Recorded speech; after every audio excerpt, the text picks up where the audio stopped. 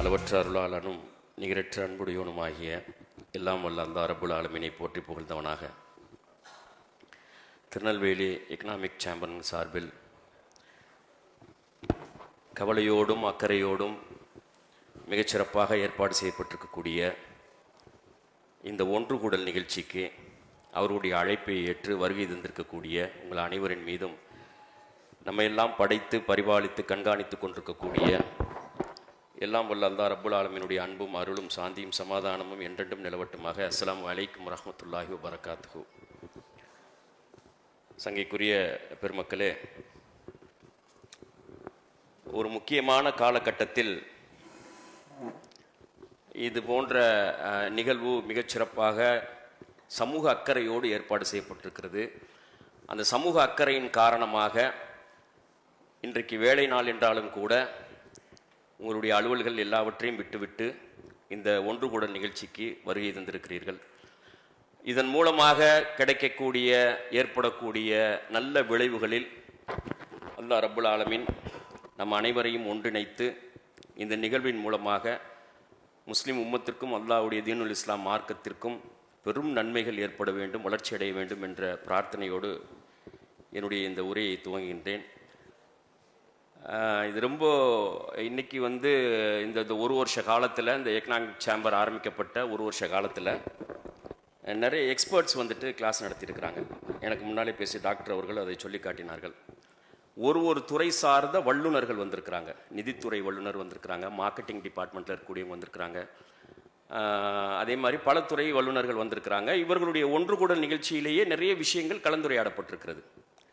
இந்த வகுப்பு என்பது நான் ஒரு இந்த 3 ஏற்கனவே வந்திருக்கக்கூடியவர்கள் மாதிரி ஒரு துறை சார்ந்த வல்லுநர் கிடையாது. அதனால் மார்க்கெட்டிங்கில் நமக்கு டெவலப் பண்ணுறதுக்கு நிறைய விஷயங்கள் கிடைக்கும், அல்லது ஃபினான்ஷியல் மேனேஜ்மெண்ட்டில் நிறைய விஷயங்கள் கிடைக்கும் என்று சொல்லக்கூடிய அளவுக்கு அதுக்கான வகுப்பு இல்லை இந்த வகுப்பு. இந்த வகுப்பு என்ன அப்படின்னா, நான் ஒரு 25 ஆண்டுகள் 2000 முஸ்லீம் சமூகத்தினுடைய எல்லா மாற்றங்களுக்கும் ஃபவுண்டேஷனாக இருக்கிறது என்ன அப்படின்னு சொன்னால் அறிவுத்துறை மாற்றம், கல்வி மாற்றம். இந்த கல்வி வளர்ச்சி எல்லா விஷயத்தையும் மாற்றி அமைக்கும்.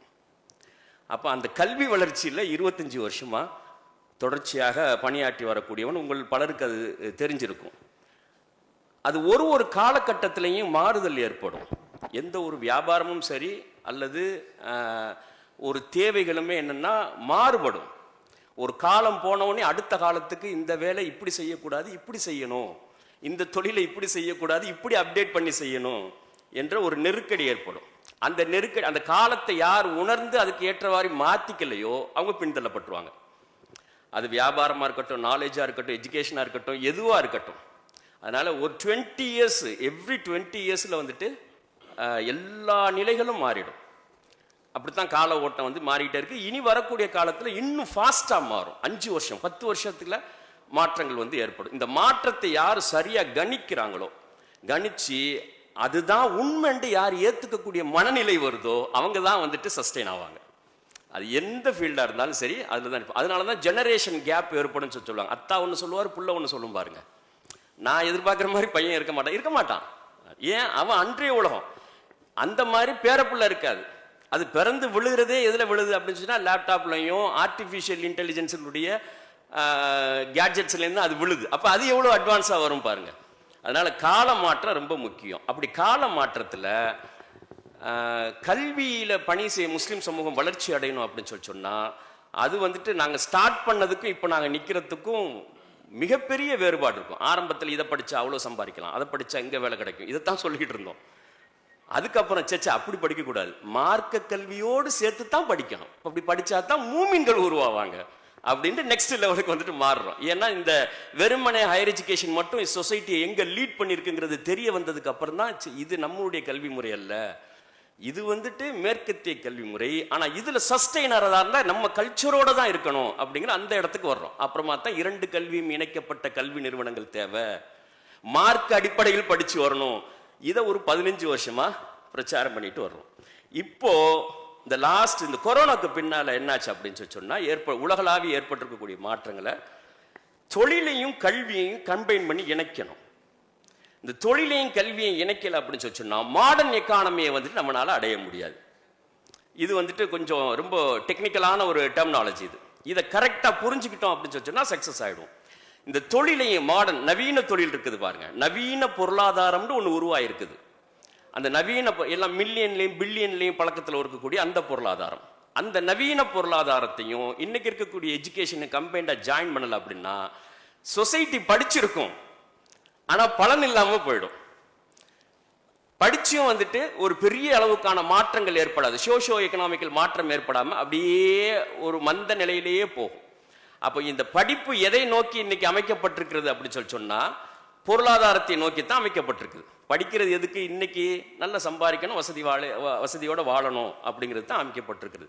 அப்போ இந்த படித்ததன் மூலமாக பெரும் பொருளாதாரத்தை அடையணும், அதன் மூலமாக சமூக மாற்றம் ஏற்படணும், வாழ்க்கை மாற்றம் ஏற்படணும் அப்படின்னா இன்னைக்கு இருக்கக்கூடிய தொழிலையும் இந்த கல்வியையும் ஒன்னா சேர்த்து இணைக்கணும். அந்த வேலையை தான் இப்போ லாஸ்ட் 5 இயர்ஸாக பண்ணிட்டு வரோம். அதுக்கு ஏற்றவாறு சொசைட்டியில் நல்ல மாற்றம் வந்திருக்கு. உலகளாவிய உலகமும் அதை நோக்கித்தான் போயிட்டு இருக்குது. இப்படிப்பட்ட ஒரு சூழல்ல தொழில் இந்த சேம்பரில் வந்துட்டு இப்போ நீங்கள் ஒருத்தரும் ஒவ்வொரு தொழிலில் அல்லது பல தொழில்களில் ஈடுபடக்கூடிய சகோதரர்களாக இருக்கிறீங்க. நான் ஆரம்பத்திலே சொன்ன மாதிரி நான் எந்த ஒரு துறை சார்ந்த எக்ஸ்பர்ட் அல்ல.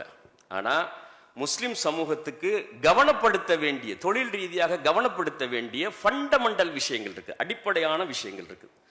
அந்த விஷயத்தை கவனப்படுத்தும் போது அது எல்லா நிலைகள்லையும் ஒரு அழகிய மாற்றத்தை கொண்டுட்டு வரும், உம்மத்தை அதிகாரப்படுத்தும், எம்பவர் பண்ணும் என்ற அடிப்படையில் தான் இந்த கிளாஸ் இருக்கும்.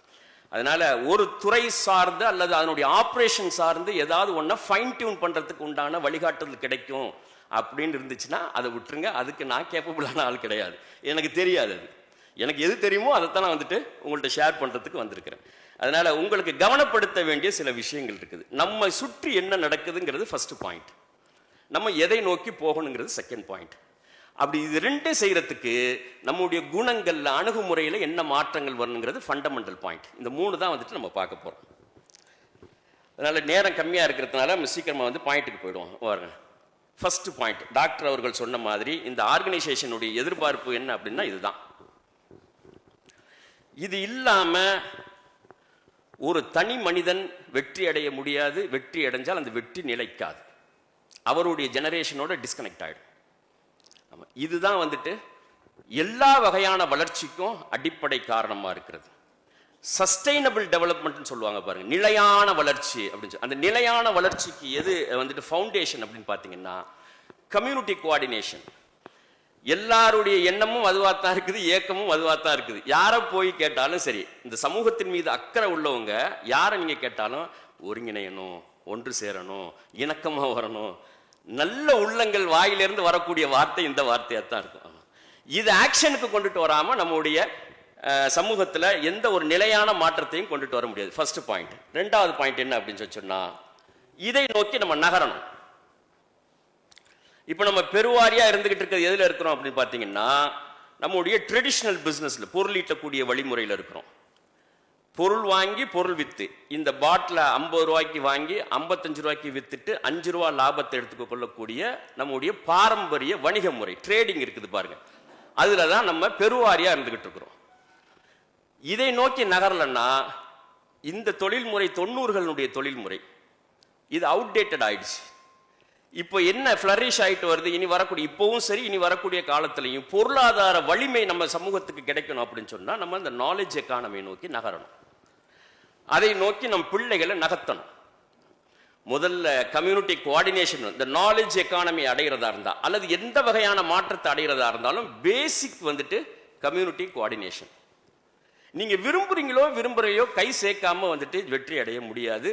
அப்படியே நீங்க தனிச்சு வெற்றி அடைஞ்சாலும் உங்களுக்கு பாதுகாப்பு இல்லை, அந்த வெற்றி நிலையா இருக்காது.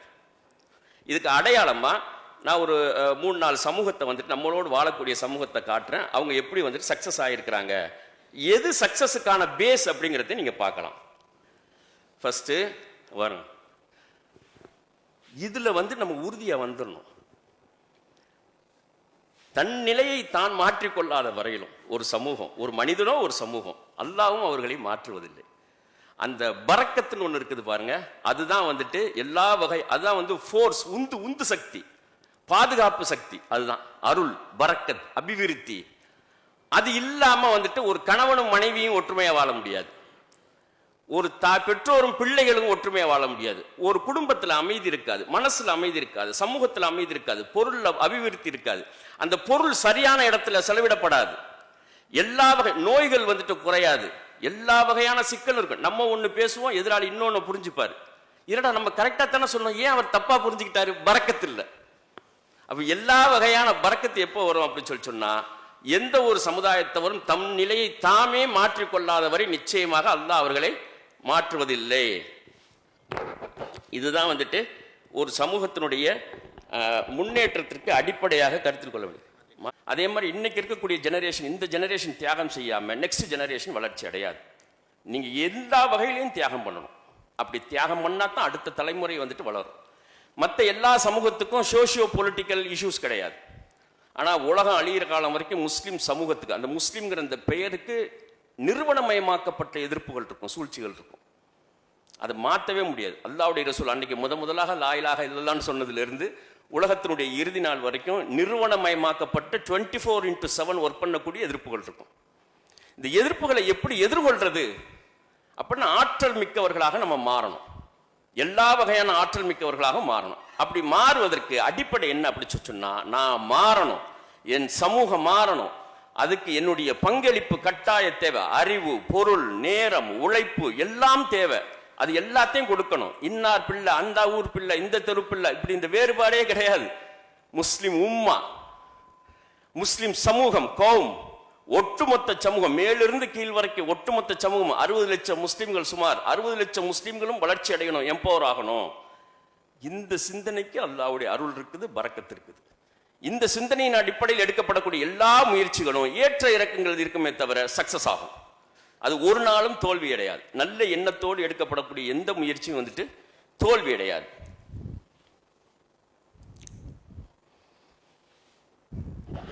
இந்த புரோகிராமினுடைய மிக முக்கியமானது பாருங்க, strong community coordination is essential for achieving sustainable business success. இதை நீங்க எந்த சமூகத்தோட பொருத்தி பாருங்க, எங்கேயாவது இதுல இருந்து வேறுபாடு இருக்கான்னு பாருங்க. கட்டமைப்பு ஒருங்கிணைப்பு இல்லாமல் நிலையான வளர்ச்சி என்பது சாத்தியமே கிடையாது. உலகளாவிய தொழிலுக்கான அடிப்படை குணம், கோட்பாடு இதுதான். ஸ்ட்ராங்கான கோஆர்டினேஷன், கம்யூனிட்டி கோஆர்டினேஷன் வேணும். அடையாளமா நீங்க பாருங்க, நீங்க எந்த சமூக தொழிலில் சக்சஸா இருக்கக்கூடிய சமூகத்தை கொண்டு வந்து நீங்க நிறுத்துங்க, இதுல இருந்து மாறுபட்டிருக்குதான்னு நீங்க பாருங்க. ஒரு சமூகம் கூட இதுல இருந்து மாறுபட்டிருக்காது நீங்க பார்க்கலாம். பாருங்க, உதாரணத்துக்கு மார்வாடி சமூகத்தை எடுத்துக்கங்க, எங்கேயாவது இதுல இருந்து மாறுபட்டிருக்குதான்னு பாருங்க. கம்யூனிட்டி கோஆர்டினேஷன்ங்கிறது அவங்களுடைய ரத்தத்துல ஓடுனதா இருக்குது பாருங்க. எந்த வேறுபாடும் இல்லாமல், கொள்கை வேறுபாடு, தெரு வேறுபாடு, அந்த வேறுபாடு, அமைப்பு வேறுபாடு, செல்வந்தர், பணக்கார, ஏழை, பாரம்பரியம், எந்த வேறுபாடும் இல்லை பாருங்க. ஒரு மைனாரிட்டி சொசைட்டி சக்சஸ் ஆகணும் அப்படின்னு சொன்னா, எம்பவர் ஆகணும் அப்படின்னு சொன்னா, இந்த குணம் அடிப்படை குணமா இருக்கணும். சிந்தி சமூகத்தை எடுத்துங்க, இது எல்லாம் ஒரு 50-70 இயர்ஸ்ல டெவலப் ஆயிருக்கக்கூடிய சமூகம், நம்மளோடு சுத்தி இருக்கக்கூடிய சமூகம். இது வந்து அந்த சிந்து பகுதியில் இருக்குது, பாகிஸ்தான் இந்தியா பார்டர் இருக்கு பாருங்க, அதுல இருந்து உள்ள சமூகம். நாடார் சமூகத்தை எடுத்துக்கிறங்க, இந்த மண்ணில் நம்மளோடு வாழக்கூடிய சமூகம், இந்த பிராந்தியத்தினுடைய மக்கள். மத சமூகம் அல்ல, இனச்சமூகம் அல்ல, மொழி சமூகம். மலையாளி சமூகம் மொழி சமூகம், மொழியால் ஒன்று சேர்ந்திருப்பவர்கள், மதத்தால் அல்ல, இனத்தால் அல்ல, பொருளால் அல்ல. செட்டியார் சமூகம் இருக்குது பாருங்க, நகரத்தார் சமூகம்னு சொல்லுவோம் பாருங்க, அந்த செட்டியார் சமூகம் மைனாரிட்டியானவங்க, ரொம்ப ஒரு சில எண்ணிக்கையில் இருக்கக்கூடிய மக்கள். கவுண்டர் சமூகம், நாயுடுவா இருக்கட்டும், கொங்கு வேளாளர் கவுண்டரா இருக்கட்டும், சரியா, மேற்கு பகுதியில் இருக்கக்கூடிய நாயுடு சமூகமா இருக்கட்டும், கொங்கு வேளாளர் கவுண்டரா இருக்கட்டும், இவங்களுடைய எல்லாருடைய வளர்ச்சியும், இது அல்லாம உடையார் சமூகம், ரெட்டியார் சமூகம், யாரா இருக்கட்டும், இவங்களுடைய எல்லா வளர்ச்சிக்கும் பின்னால இந்த பொது புத்தி இருக்கும். அந்த சமூகத்துல கருத்து வேறுபாடு, சண்டை சச்சரவு, சின்ன சின்ன சின்னது ஏற்பட்டுக்கிட்டே இருக்கும். ஆனா வளர்ச்சிக்கு அடிப்படையா எது காரணமா இருக்குன்னு பாத்தீங்கன்னா, இந்த வந்து ஒரு பப்ளிக் ஒப்பீனியன், பொது புத்தி இருக்குது பாருங்க, எல்லாத்துட்டையும் இருக்கும். அது சமூகமாக வளர்ச்சி அடையணும், விட்டு கொடுக்கணும், சொல்லி கொடுக்கணும், பகிர்ந்தளிக்கணும் என்கின்ற இந்த குணம் வந்துட்டு இருக்கும். இப்ப சிக்கல் என்ன அப்படின்னு சொன்னா, இந்த குணத்தை வந்துட்டு இன்க்ரீஸ் பண்றது தான் நமக்கான முதன்மையான பொறுப்பாக இருக்கிறது. ஆட்டிடியூட் இருக்கு, பொது ஆட்டிடியூட். முஸ்லிம் சமூகத்தில் நாலேஜ் இருக்குது, உழைப்பு இருக்குது, நேர்மை இருக்குது, சரியா? எல்லாவற்றுக்கும் அல்லாஹ்வுடைய பாதுகாப்பு இருக்குது, பரக்கத்தும் இருக்குது. ஆட்டிடியூட்ல தான் கோளாறு. ஆட்டிடியூட் இது ஒருத்தர்ட்டையும் சிக்கல் இருக்குது. ஒரு பிராந்தியத்தில் டிஸ்ட்ரிக்ட்டுக்கும் வேறுபட்டு இருக்குது. ஆட்டிடியூட்ல மாற்றம் வந்துச்சு அப்படின்னு சொன்னா முதன்மை சமூகமாக மாறும். 1990களினுடைய கணக்கெடுப்பின்படி தமிழகத்தில் முஸ்லிம் சமூகம் சிறு குறு வணிகத்தில் முதன்மை சமூகம் 90ஸ்ல. இன்னைக்கு 3வது 4வது இடத்துக்கு தள்ளப்பட்டிருக்குது. இந்த 30 வருஷத்துல பின்தங்கி போயிருக்கிறோம். என்ன காரணம்? ஆட்டிடியூட், வேற ஒன்றும் கிடையாது. ஆட்டிடியூடு தான் காரணமா இருக்கு. சரி, இந்த கம்யூனிட்டி கோஆர்டினேஷன்ல டெவலப் ஆன, இப்போ நான் 5-6 சமூகம் காட்டினேன் பாருங்க. இதுல இன்னும் பெக்யூலியரா, அதுல இன்டெப்தா இன்னும் சில அந்த சமூகங்களை பத்தி பாருங்க. நாடார் சமூகத்தை எடுத்துங்க, உங்களுக்கு எல்லாத்துக்கும் தெரியும். திருநெல்வேலி, தூத்துக்குடி, கன்னியாகுமரி, விருதுநகர், மதுரையினுடைய மேற்கு தென்பகுதி முழுக்க அவங்களுடைய அவங்க தான் வந்துட்டு ஒரு முக்கியமான ஒரு சமூகம். இந்த சமூகத்தை 1900 வந்துட்டு என்னவா இருந்து கூப்பிடுவாங்கன்னு உங்களுக்கு தெரியும். அவங்களுடைய தொழில் என்ன, அவங்க என்னவா கூப்பிடுவாங்க அப்படின்னு சொல்லிட்டு தெரியும். 1900 பொறுத்த வரைக்கும் 100 வருஷத்துக்கு முன்னால நாடார் சமூகத்தை வந்துட்டு பனையேறிகள் அப்படின்னு சொல்லுவாங்க. அவங்களுடைய தொழில் என்ன அப்படின்னு சொல்லிச்சுன்னா பனைமரம் ஏறுதல், சரியா, கருப்பட்டி தயாரிக்குதல், இதுதான் அவங்களுடைய தொழிலாக இருந்துச்சு. இன்னைக்கும் பல கிராமங்களில் நீங்கள் தஞ்சை மாவட்டங்கள்லாம் போனீங்கன்னா யாரையாவது ஒரு விவசாயியை பிடிச்சி அல்லது தென்னைமரம் ஏறி தேங்காய் பறிக்கிறார் பாருங்க, அவரை பிடிச்சி நீ பனைமரம் ஏறுன்னு சொல்லி பாருங்க, அதுக்கு நாடாரை கூட்டிட்டு வரணும் அப்படின்னு சொல்லிட்டு சொல்லுவாங்க. இன்னைக்கு அந்த வழக்கம் இருக்குது. அப்போ அவங்களுடைய குலத்தொழிலாக வந்துட்டு அது இருந்துச்சு. இந்த 100 வருஷத்துல 1900 இந்த 100 வருஷத்துல 125 வருஷத்துல இந்த சமூகம் எப்படி மாறுதல் அடைஞ்சிருக்குது, என்னென்ன முயற்சிகள்ல மாறுதல் அடைஞ்சிருக்குது, இதுக்கு யார் காரணமா இருந்து? இந்த சோஷியோ ஆந்த்ரோபாலஜிக்கல் ஸ்டடி இல்லாம ஒரு சமூகத்துக்கு நம்ம எப்படி வந்து வழிகாட்ட முடியும்? நம்மோடு சுத்தி இருக்கக்கூடிய சமூகம் எப்படி வந்து வளர்ச்சி எந்த அளவுக்கு அப்படின்னு சொன்னா, நாடார் சாதி உள்ளிட்ட சாணார் சாதி உள்ளிட்ட 17 சாதிகள், இதே திருநெல்வேலி, கன்னியாகுமரி, தூத்துக்குடி மாவட்டத்தில் வாழக்கூடிய இந்த சாதிகள் தெருவில் நடக்கின்ற போது செருப்பு போடக்கூடாது, துண்டு போடக்கூடாது, பெண்கள் மேலாடை அணியாமல் போகணுங்கிறது அரசு உத்தரவா இருந்துச்சு. திருவாங்கூர் சமஸ்தானத்தினுடைய அரசு உத்தரவா இருந்துச்சு.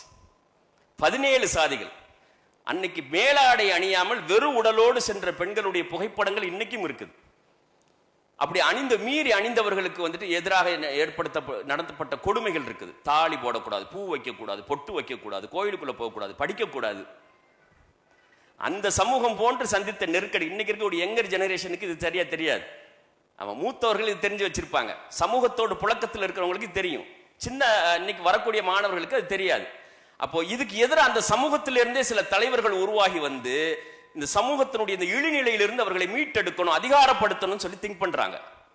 அப்படி திங்க் பண்ணி அந்த சமூகத்துக்கு கற்றுக் கொடுக்கறாங்க. அந்த சமூகம் அதை பிளைண்டா ஃபாலோ பண்ணுது. இங்க சிக்கல் எங்க இருக்குதுன்னு பாருங்க. சமூகம் குறித்து சிந்திக்கக்கூடியவர்கள், கல்வி, பொருளாதார, வாழ்வியல் நிலைகளிலே வழிகாட்டுதலை வந்துட்டு வளரக்கூடிய சமூகம் அல்லது அந்த தொழிலில் ஈடுபட்டு அந்தந்த துறைகளில் ஈடுபட்டிருக்கக்கூடியவர்கள் வழிகாட்டுதலுக்கு முழுமையாக கட்டுப்பட்டு நடக்காத வரையிலும் மாற்றம் வராது. தனக்கு விருப்பம் இல்லாமல் இருக்கலாம், அவர் சொல்றது வந்துட்டு நமக்கு உடன்பாடு இல்லைன்னு இருக்கலாம், ஆனா கட்டுப்பட்டு தான் ஆகணும். அப்பதான் வளர்ச்சி ஏற்படும். என்ன வளர்ச்சி ஏற்பட்டிருக்குன்னு பாருங்க. இவ்வளவு நெருக்கடிகளையும் சந்திச்சு அந்த சமூகம் ஃபர்ஸ்ட் அவங்களுடைய தொழில் இதுவாக தான் இருந்துச்சு. நீங்க யாரை வேணாலும் நீங்க கேட்டு பார்த்தீங்கன்னா தெரியும், அவங்களுடைய தொழில் இதுவாக தான் இருந்துச்சு. ஈயம்பித்தாளைக்கு பேரிச்சம்பழங்கிற வார்த்தை புழக்கத்தில் வந்ததே நாடார் சமூகத்தை வச்சுதான். கருவாட்டி வியாபாரம், கருப்பட்டி வியாபாரம் முதல்ல சைக்கிளில் பண்ணாங்க, தெருவுக்குள்ள வரக்கூடாதுன்னு அடிச்சு நொறுக்குனாங்க. அதுக்கப்புறம் மாட்டு வண்டியில கொண்டுட்டு போனாங்க, மாட்டு வண்டியெல்லாம் அடிச்சாங்க, தீய வச்சு எரிச்சாங்க, அதுல இருக்கக்கூடிய பொருட்களை எல்லாம் கொள்ளையடிச்சாங்க. என்னடா பண்றதுன்னு உட்காந்து யோசிச்சாங்க. இவ்வளவு நெருக்கடியா இருக்க, நம்மளை வியாபாரம் பண்ண விட மாட்டேங்கிறாங்களே. மாட்டு வண்டியை கொண்டு போய் நிறுத்துறதுக்கு, ராத்திரில கொண்டு போய் பாதுகாப்பாக வைக்கிறதுக்கு ஒரு ஊர்லையும் கொஞ்சம் இடம் வாங்கினாங்க, நிலம் வாங்கினாங்க. அந்த நிலங்கள் எல்லாம் தான் இன்னைக்கு வந்துட்டு எந்த நீங்க ஊருக்கு போனாலும் இந்தியா ஃபுல்லா வந்து நாடார் ஊர் உறவின் முறை மண்டபம் இருக்கும் பாருங்க. இது எல்லாமே அன்னைக்கு வாங்கப்பட்ட அந்த நிலங்கள் தான். நீங்க பாம்பே போனாலும் சரி, தமிழ்நாட்டினுடைய எந்த டிஸ்ட்ரிக்ட் போனாலும், எந்த ஊருக்கு போனாலும் சரி, இப்படி ஒரு இடம் இருக்கிறத பார்க்கலாம். இந்த எதுக்கு 1900 அந்த 20களில் கொண்டு போய் வண்டியை நிறுத்தி பாதுகாப்பாக வைக்கிறதுக்காக வாங்கப்பட்ட இடங்கள். 21ல் தூத்துக்குடியில் ஒரு சம்பவம் நடந்துச்சு.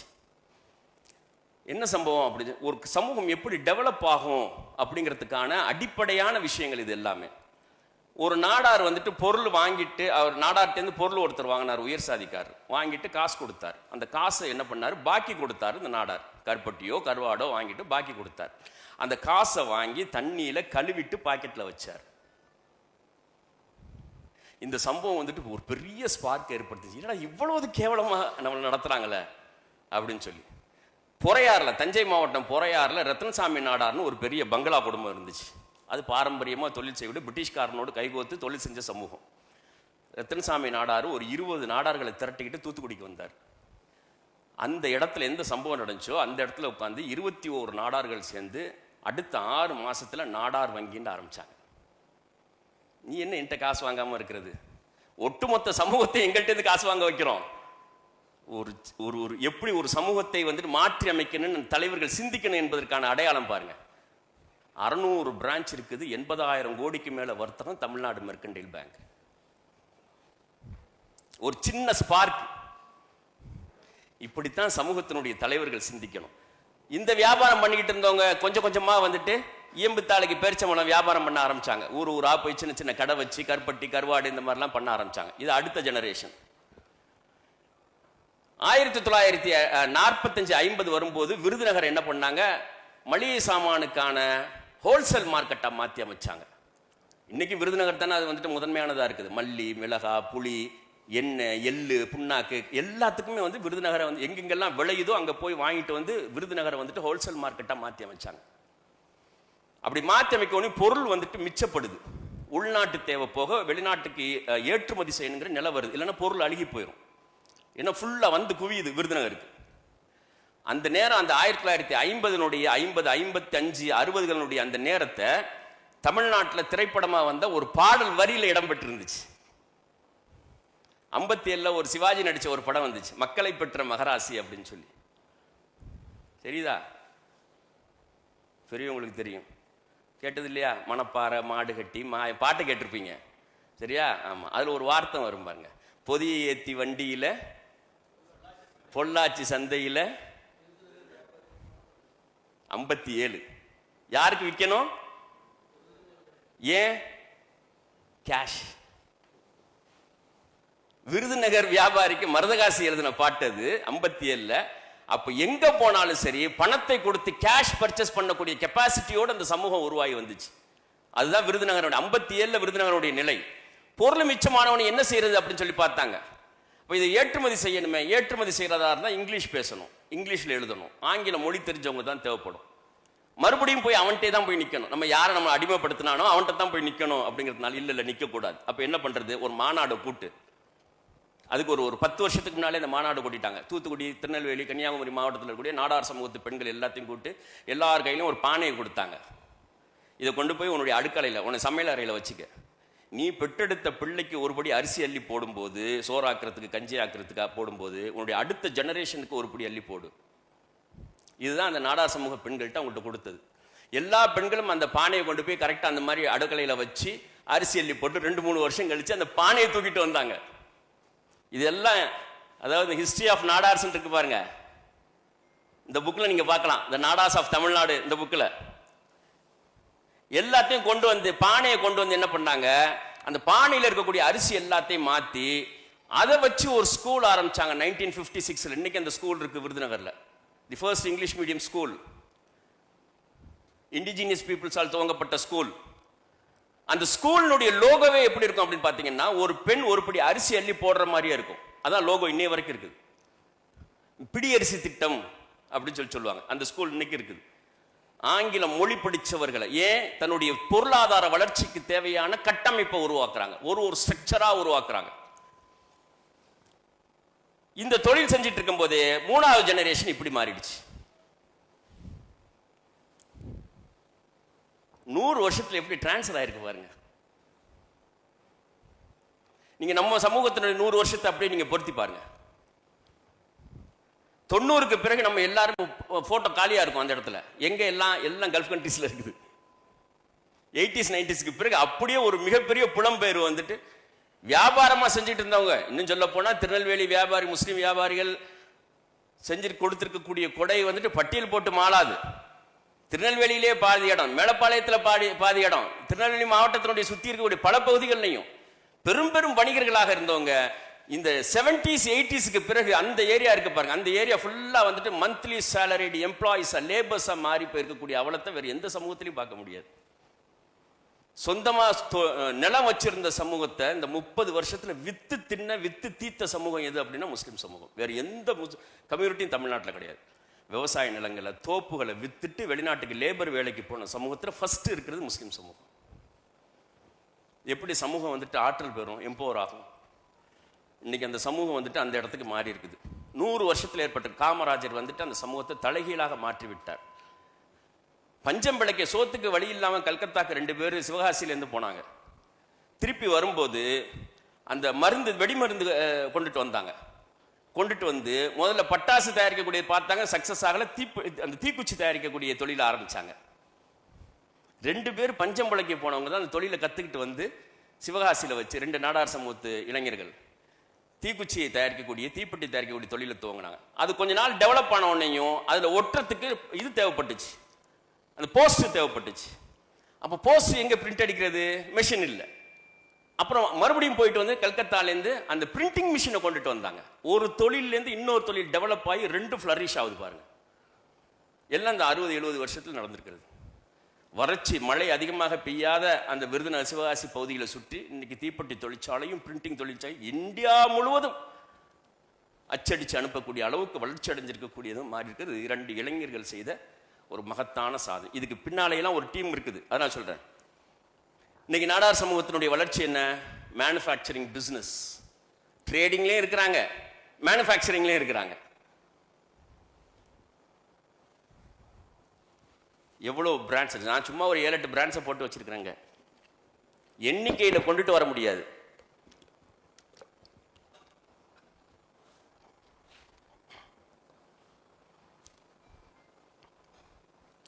எல்லா இண்டஸ்ட்ரியும் இருக்குது, எதுவுமே மிச்சம் இல்லை. Education industry, schools, colleges, universities, medical college, bank, electric and print media, super markets, electronics, automobiles, IT, hotels, restaurants, theme parks, construction, agriculture, food processing, import export, textile, readymade, oil, grocery, soft drink, mines. Within 100 years, 100 ஆண்டுகளில் attitude, அந்த குணம் வெடிச்சு கிளம்பணும், வளர்ச்சி அடையணும் என்கின்ற அந்த குணம், வழிகாட்டுதலுக்கு கட்டுப்படணும் என்கின்ற அந்த குணம், கைகோர்த்து இயங்கணும் அப்படிங்கிற அந்த குணம், மேனுஃபேக்சரிங் பிசினஸ் அவங்க கையில் இருக்குது. அன்று சாணார்கள், இன்றைக்கு அண்ணாச்சி. தூத்துக்குடி திருச்செந்தூர் முருகன் கோயிலில் உள்ள அனுமதி கிடையாது நாடார் சமூகத்துக்கு. இந்த கோயிலுக்கு வெளியே ஒரு சுற்றுச்சுவர் இருக்கும், அதில் ஒரு ஓட்டை இருக்கும். அந்த ஓட்டை வழியாக தான் சாமி முருகனை தரிசிக்கணும். இன்னைக்கு அதனுடைய அறங்காவலர்கள் பலர் நாடார் சமூகத்தை சேர்ந்தவர்கள். தமிழ்நாடு மெர்கன்டைல் பேங்க் இவங்க எப்படி வந்துட்டு இவங்களுக்கான வளர்ச்சிக்கான அந்த தூண்களை உருவாக்கி இருக்கிறாங்க. பில்லர்ஸ், என்னென்ன பில்லர்ஸ் உருவாக்கி இருக்கிறாங்கன்னு பாருங்க. நாடார் சமூகத்தை சேர்ந்த ஒரு இளைஞர் ஒரு எக்ஸலண்டான கான்செப்ட் வச்சிருக்கிறார், ஒரு பிசினஸ் கான்செப்ட் வச்சிருக்கிறார். இத்தனை 1000 கோடி அதுக்கு பணம் தேவை அப்படின்னு. அது வந்து ஸ்டடி பண்றதுக்குன்னு ஒரு ஸ்காலர்ஸ் டீம் இருக்குது. அது ஓகே, அது ஸ்டடி பண்ணி முடிச்சுட்டு கரெக்ட் அப்படின்னு சொல்லி நம்பிட்டாங்க அப்படின்னு சொல்லி சொன்னா எத்தனை 1000 கோடி வேணாலும் கொடுப்பதற்கு தமிழ்நாடு மெர்கன்டைல் பேங்க் தயாரா இருக்குது. அதனால தான் டி நகர் ஃபுல்லாக இன்னைக்கு அவங்க மெட்ராஸ்ல முக்கியமான நிறுவனங்கள் இவ்வளோ பிராண்ட்ஸ் உருவாகி வந்திருக்கிறதுக்கும் அவங்க உருவாக்குன அந்த பொருளாதார கட்டமைப்பு இருக்குது. இன்னைக்கு திருநெல்வேலியில் முஸ்லீம் சமூகத்தில் வந்துட்டு ஒரு 3 லட்சம் ரூபா இருந்துச்சுன்னா ஒரு பிரியாணி கடை போட்டுடலாம். எக்ஸலண்டான கான்செப்ட் இருக்குது, நல்ல உழைக்கக்கூடிய திறன் அடைச்ச பையனா இருக்கிறான், நல்ல விஷன் இருக்குது. ஒரு சட்டியை வச்சுக்கிட்டு உருவாக்கணும், என்னுடைய பிரியாணி நாளைக்கு அமெரிக்காவில் நான் ஓப்பன் பண்ணணும் என்கின்ற அந்த பிஸ்னஸ் இது இருக்குது. ஒரு 2 லட்சம் ரூபா இருந்தால் போதும், 3 லட்சம் ரூபா இருந்தால் போதும். யார்கிட்ட போய் கேட்கறது? ஒரு ஆர்கனைசேஷன் நமக்கான கட்டமைப்புகளை உருவாக்காம நம்ம சிந்திக்கிறதுல வந்துட்டு சக்சஸ் கொடுக்காது. ஃபவுண்டேஷன் வேணும். ஃபவுண்டேஷன்ல ஃபர்ஸ்ட் நம்மளுடைய ஆட்டிடியூட் மாறணும், குணம் மாறணும். கம்யூனிட்டி கோஆர்டினேஷன், கம்யூனிட்டி கோஆர்டினேஷன்ல தான் ஒரு சமூகம் வெற்றி அடைய முடியும். அது எல்லாமே வெற்றி அடைய முடியாது. செகண்ட் பாயிண்ட், அடுத்தது பாருங்க. இங்க பாருங்க, இப்படி இருந்த சமூகத்தை இப்படி மாறி இருக்குது. ஒரு ஆர்கனைசேஷன் இதுக்கு முக்கிய காரணம். இவர் தான் ரத்னசாமி நாடார், ரெண்டாவதா இருக்கிறார். நாடார் மகாஜன சபைங்கிற அந்த ஆர்கனைசேஷன், அதுலேருந்து நிறைய அமைப்புகள் இன்னைக்கு பிரிஞ்சிருக்குது. இந்த ஒரு அமைப்பு தான் இந்த சமூகத்தை வந்துட்டு 100 வருஷத்துல தூக்கி தலை நிமித்தி வச்சிருக்குது. தமிழ்நாட்டில் நம்பர் 1 சமூகமாக மாறி போயிருக்கிறாங்க. இதனுடைய இந்த ஃபினான்ஷியல் ஸ்ட்ரென்த் என்ன பண்ணியிருக்குது அப்படின்னு சொன்னா, பொலிட்டிக்கல் இன்ஃப்ளூயன்ஸ், அரசியல்ல பெரும் தலைவர்கள், அதிகாரத்தில் பெரும் எண்ணிக்கையிலான ஆட்களை கொண்டுட்டு வந்திருக்கிறாங்க. அதனால நினைச்சதை தமிழ்நாட்டில் எதை வேணாலும் சாதிக்க முடியும். என்ன பொலிட்டிக்கல் ஃபினான்ஷியல் இந்த இன்ஃப்ளூயன்ஸ், பொருளாதார ரீதியாக ஆளுமை செலுத்துறதுக்கு பாருங்க. முதலாளித்துவ வாழ்க்கை சூழல்ல நம்ம இருக்கிறோம். உலகம் முழுவதும் வந்துருச்சு, கம்யூனிஸ்ட் நாடுகள் கூட ஏறக்குறைய அதுல வந்துருச்சு. இந்த முதலாளித்துவ வாழ்க்கை, கேபிட்டலிசத்துக்கு குணமே கேபிட்டல், அதுதான் பவர். பொருளாதாரம் எல்லா நிலையும் மாற்றி அமைச்சிரும். திருநெல்வேலி எக்கனாமிக் சேம்பர் ஒரு முடிவு பண்ணியிருக்கிறாங்க. திருநெல்வேலி மாவட்டத்தில் இருக்கக்கூடிய ஒரு 10 சட்டமன்ற தொகுதிக்கு இந்த வரக்கூடிய 2026 தேர்தலில் அவங்க செலவு பண்ணுவாங்களாம் அப்படின்னு ஒரு ப்ரொபோசலை திமுகவுக்கும் அதிமுகவுக்கும் கொடுங்க. இப்போ அந்த வேட்பாளர்களை யார் செலக்ட் பண்ணுவா?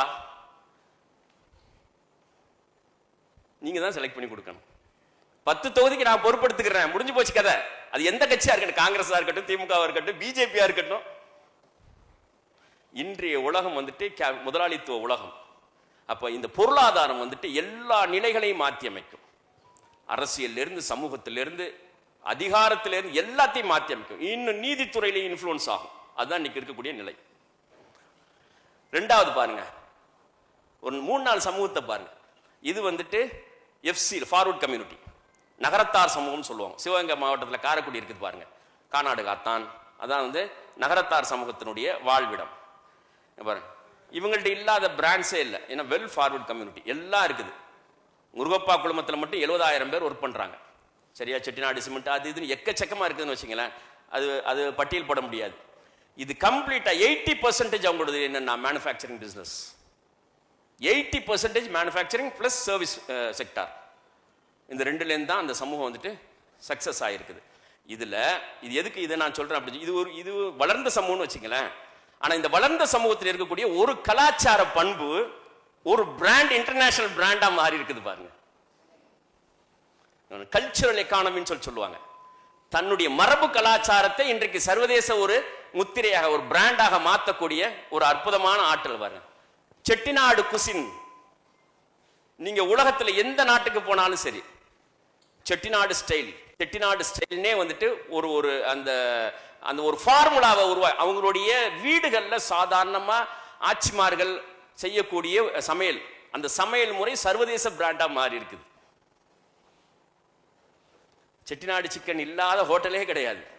அமெரிக்காவுக்கு போங்க, ஹாலண்டுக்கு போங்க, டென்மார்க்கு போங்க, யூரோப்ல எந்த நாட்டுக்கு வேணாலும் நீங்க போங்க, துபாய்க்கு போங்க, சவுதிக்கு போங்க, எல்லா இடத்துலையும் இது பார்க்கலாம். ஆட்சிமார்களுடைய சமையல் வீட்டில் இருக்கக்கூடிய மண் பாத்திரத்தில் செய்யக்கூடிய ஒரு ஃபார்முலா, அது இன்டர்நேஷனல் பிராண்டா மாறி இருக்கு பாருங்க. Cultural economy. இத்தனைக்கும் அது ஒரு இடைக்காலத்தில் நான்வெஜ்ஜா மாறின சமூகம். ஆரம்பத்தில் அவங்க வெஜிடேரியன். முஸ்லிம்களோடு அதிகமான தொடர்பு ஏற்பட்டு கேரளாக்கு போனதுக்கு பிறகு அந்த சமூகம் நான் வெஜிடேரியன் சமூகமா மாறி குறிப்பா சிவகங்கை மாவட்டத்தில் இருக்கக்கூடிய அந்த மசாலா பொருட்களுடைய தன்மைகள், மிளகா மல்லி, சிவகங்கை மாவட்டத்தில் இருக்கக்கூடிய அந்த மிளகா மல்லியினுடைய காரசாரம் இருக்கு பாருங்க, அது இன்றைக்கு சர்வதேச வணிக, யார் ஆரம்பிச்சாலும் சரி செட்டிநாடு ஸ்டைல் அப்படிங்கிறது ஒரு தனி ஸ்டைலா வந்திருக்குது. நம்ம மக்கள்கிட்ட இல்லாத சமையல் நுட்பங்களா? ஒரு ஊருக்கும் ஒரு மாவட்டத்துக்கும் வேறு வித்தியாசம் இருக்குது, தனிச்சிறப்புகள் இருக்குது. கீழக்கரைக்கு போனா இருக்குது, காயல்பட்டத்துக்கு போனா காயல்பட்டினம் டீயை இன்னும் காக்காமார் மட்டும் தான் குடிச்சிட்டு இருக்காங்க. அதை இன்னும் மார்க்கெட்டை கொண்டுட்டு வரல. நீங்க கடற்கரை அதிராம்பட்டினம் போங்க, கூத்தான்ல போங்க, ஒரு ஊருக்கும் ஒரு ஸ்டைல் இருக்குது. இந்த செட்டிநாடு ஸ்நாக்ஸ் இருக்குது பாருங்க, இந்த தீபாவளிக்கு 110 நாடுகளுக்கு ஏற்றுமதியா இருக்குது. என்ன பெருசா ஒண்ணும் கிடையாது. முறுக்கு, அதிரசம், சீடை, இந்த மாதிரி வீட்டில் திங்கக்கூடிய இந்த ஸ்நாக்ஸ் அதை அழகா பேக் பண்ணி அது ஒரு தனி பிசினஸா வந்திருக்கு பாருங்க. பனை ஓலையில் செய்யப்பட்ட அந்த கூடை இருக்கு பாருங்க, குட்டான்னு சொல்லுவாங்க பாருங்க, அது ஒரு தனி பிசினஸ். அதை பேக் பண்ணி உலகம் முழுவதும் நகரத்தார் சமூகம் எங்க இருக்கிறாங்க, எல்லா ஊர்கள்லயும் இருக்கிறாங்க, எல்லா ஊர்கள்லயுமே அவங்க ஒரு ஆர்கனைசேஷனா செயல்படுறாங்க. இதுதான் கம்யூனிட்டி கோஆர்டினேஷன். ஊர்ல இந்த மாதிரியான பெண்கள் ஸ்டார்ட் பண்ணுங்க. மதுரையிலையும் இருக்குது, சிவகங்கையிலையும் இருக்குது. இங்கேருந்து எக்ஸ்போர்ட் பண்றாங்க. 110 நாடுகளுக்கு ஏற்றுமதியா இருக்குது. நம்ம ஊர் சீடை, முறுக்கு, அதிரசம், பணியாரம். நம்ம சமூகத்தினுடைய பெண்களுடைய நிலை என்னன்னு பாருங்க. என்ன உழைப்பு இருக்குதுன்னு பாருங்க. ஆட்டிடியூட்ல கோளாறு, கற்றுக் கொடுக்கல. இப்பதானே உயர்கல்வி, research, higher education, research, economical development இப்பதானே பேசுறோம். இது ஒரு 30 வருஷத்துக்கு முன்னால பேசியிருந்தோம்னா நேரம் சமூகம் வந்துட்டு பெரிய அளவுக்கான வளர்ச்சி அடைஞ்சிருக்கணும். கல்ச்சுரல் எக்கானமி, கம்யூனிட்டி கோஆர்டினேஷன்ல இன்னொரு சமூகம் பாருங்க. இங்க யார், இது ரொம்ப முக்கியமானது. இந்த திருமங்கலம் இருக்கு, இங்கேருந்து போனோடனே திருமங்கலத்துக்கு பக்கத்தை சுத்தி இருக்கக்கூடிய இந்த 3 ஊர், வடக்கம்பட்டி, அச்சம்பட்டி, புதுப்பட்டி. இந்த சோஷியோ ஆந்த்ரோபாலஜிக்கல் ஸ்டடி இல்லாம இப்போ எங்களை மாதிரி இப்போ ஆர்கனைசேஷன், இந்த சேம்பர் மாதிரியான சமூக ரீதியாக பணியாற்றக்கூடியவர்களுக்கு இதுதான் வந்துட்டு வழிகாட்டுதல். தன்னை சுற்றிலும் இருக்கக்கூடிய சமூகம் எப்படி வளர்ச்சி அடைஞ்சிருக்குது, நம்ம சமூகத்தை அதோடு பொருத்தி பார்த்தோம்னா போதும். உணர்வுகள் எல்லாம் ஒண்ணுதான், உழைப்பு ஒண்ணுதான், உணர்வுகள் ஒண்ணுதான், தண்ணி ஒண்ணுதான், உடை ஒண்ணுதான், உணவு ஒண்ணுதான், எல்லாம் ஒண்ணுதான். வழிபாட்டு முறைகள் மட்டும்தான் மாறி இருக்கு. இந்த 3 ஊர்கள்லையும் இந்த டாயிடு ரெட்டியார் சமூகத்தினுடைய உணவக தொழில் சாம்ராஜ்யம் எப்படி டெவலப் ஆயிருக்குது பாருங்க. 1934 மிகப்பெரிய பஞ்சம் ஏற்பட்ட மதுரையை சுத்தி இருக்கக்கூடிய பகுதியில் ஒருத்தர் போய் என்ன பண்றாரு, அவருடைய குலதெய்வத்திட்ட போய் குறி கேட்கிறாரு. படுத்திருந்து நைட்டு கோயில்ல படுத்திருந்து குறி கேட்கிறாரு. அப்போ அவருடைய கனவுல வந்து நீ வந்து சாப்பாட்டு தொழில் ஆரம்பி அப்படிங்கிற சிந்தனை வருது. அது அவர்களுடைய கருத்து, அது அவங்க சொல்லி இருக்கக்கூடிய விஷயம். என்ன பண்றாரு, 34 அடுத்த நாள் காலையில போய் காரைக்குடியில போய் ஒரு ஹோட்டல் ஆரம்பிச்சிருக்கிறாரு. அவருடைய மனைவி, அவருடைய பிள்ளை, மச்சின மனைவியினுடைய சகோதரன், இவங்க போயிட்டு காரைக்குடியில ஒரு ஹோட்டல் ஆரம்பிச்சிருக்கிறாங்க. அந்த அம்மா சமையல் பண்ணும், இவர் வந்துட்டு சர்வீஸ் பண்ணுவார். இப்படி ஆரம்பிக்கும் போது அந்த சமூகத்திலேயே ஒரு வழக்கம் இருந்துச்சு, உணவுக்கு காசு வாங்குறமே அது தப்பு இல்லை அப்படின்னு சொல்லி ஒரு உறுத்தல் இருந்துச்சு. ஏன்னா அதுக்கு முன்னால வரைக்கும் உணவை வந்துட்டு காசுக்கு விற்க கூடாது அப்படிங்கிறது தமிழ் சமூகத்தினுடைய மரபா இருந்துச்சு. முஸ்லிம்களுக்கு அது சட்டமாகவும் இருந்துச்சு. சில இடங்கள்ல சில இமாம்களுடைய கருத்து, சாப்பாடு அன்னம் இருக்குது பாருங்க, அதை வந்து காசுக்கு விற்க கூடாது அப்படிங்கிறது அன்றைய காலத்துல வழக்கமா இருந்துச்சு. இன்னைக்கு சூழல் மாறி இருக்குது, இன்னைக்கு தேவை ஏற்பட்டிருக்குது. அதனால அந்த உறுத்தல் ஏற்பட்டதுனால அவர் என்ன முடிவு பண்ணாரு, யார் ஃபர்ஸ்ட் ஒரு நாள்ல கடை திறந்து யார் முதல்ல சாப்பாட்டுக்கு வர்றாங்களோ அவங்களுடைய காசை வாங்கி கல்லாவில் போடுறது இல்லை, உண்டியல்ல போட்டுறது அப்படின்னு சொல்லி முடிவு பண்றாரு. உண்டியல்ல போட்டு முடிவு பண்ணி ஃபர்ஸ்ட் 1934 ஆரம்பிக்கப்பட்டது தான் மதுரை முனியாண்டி விலாஸ்.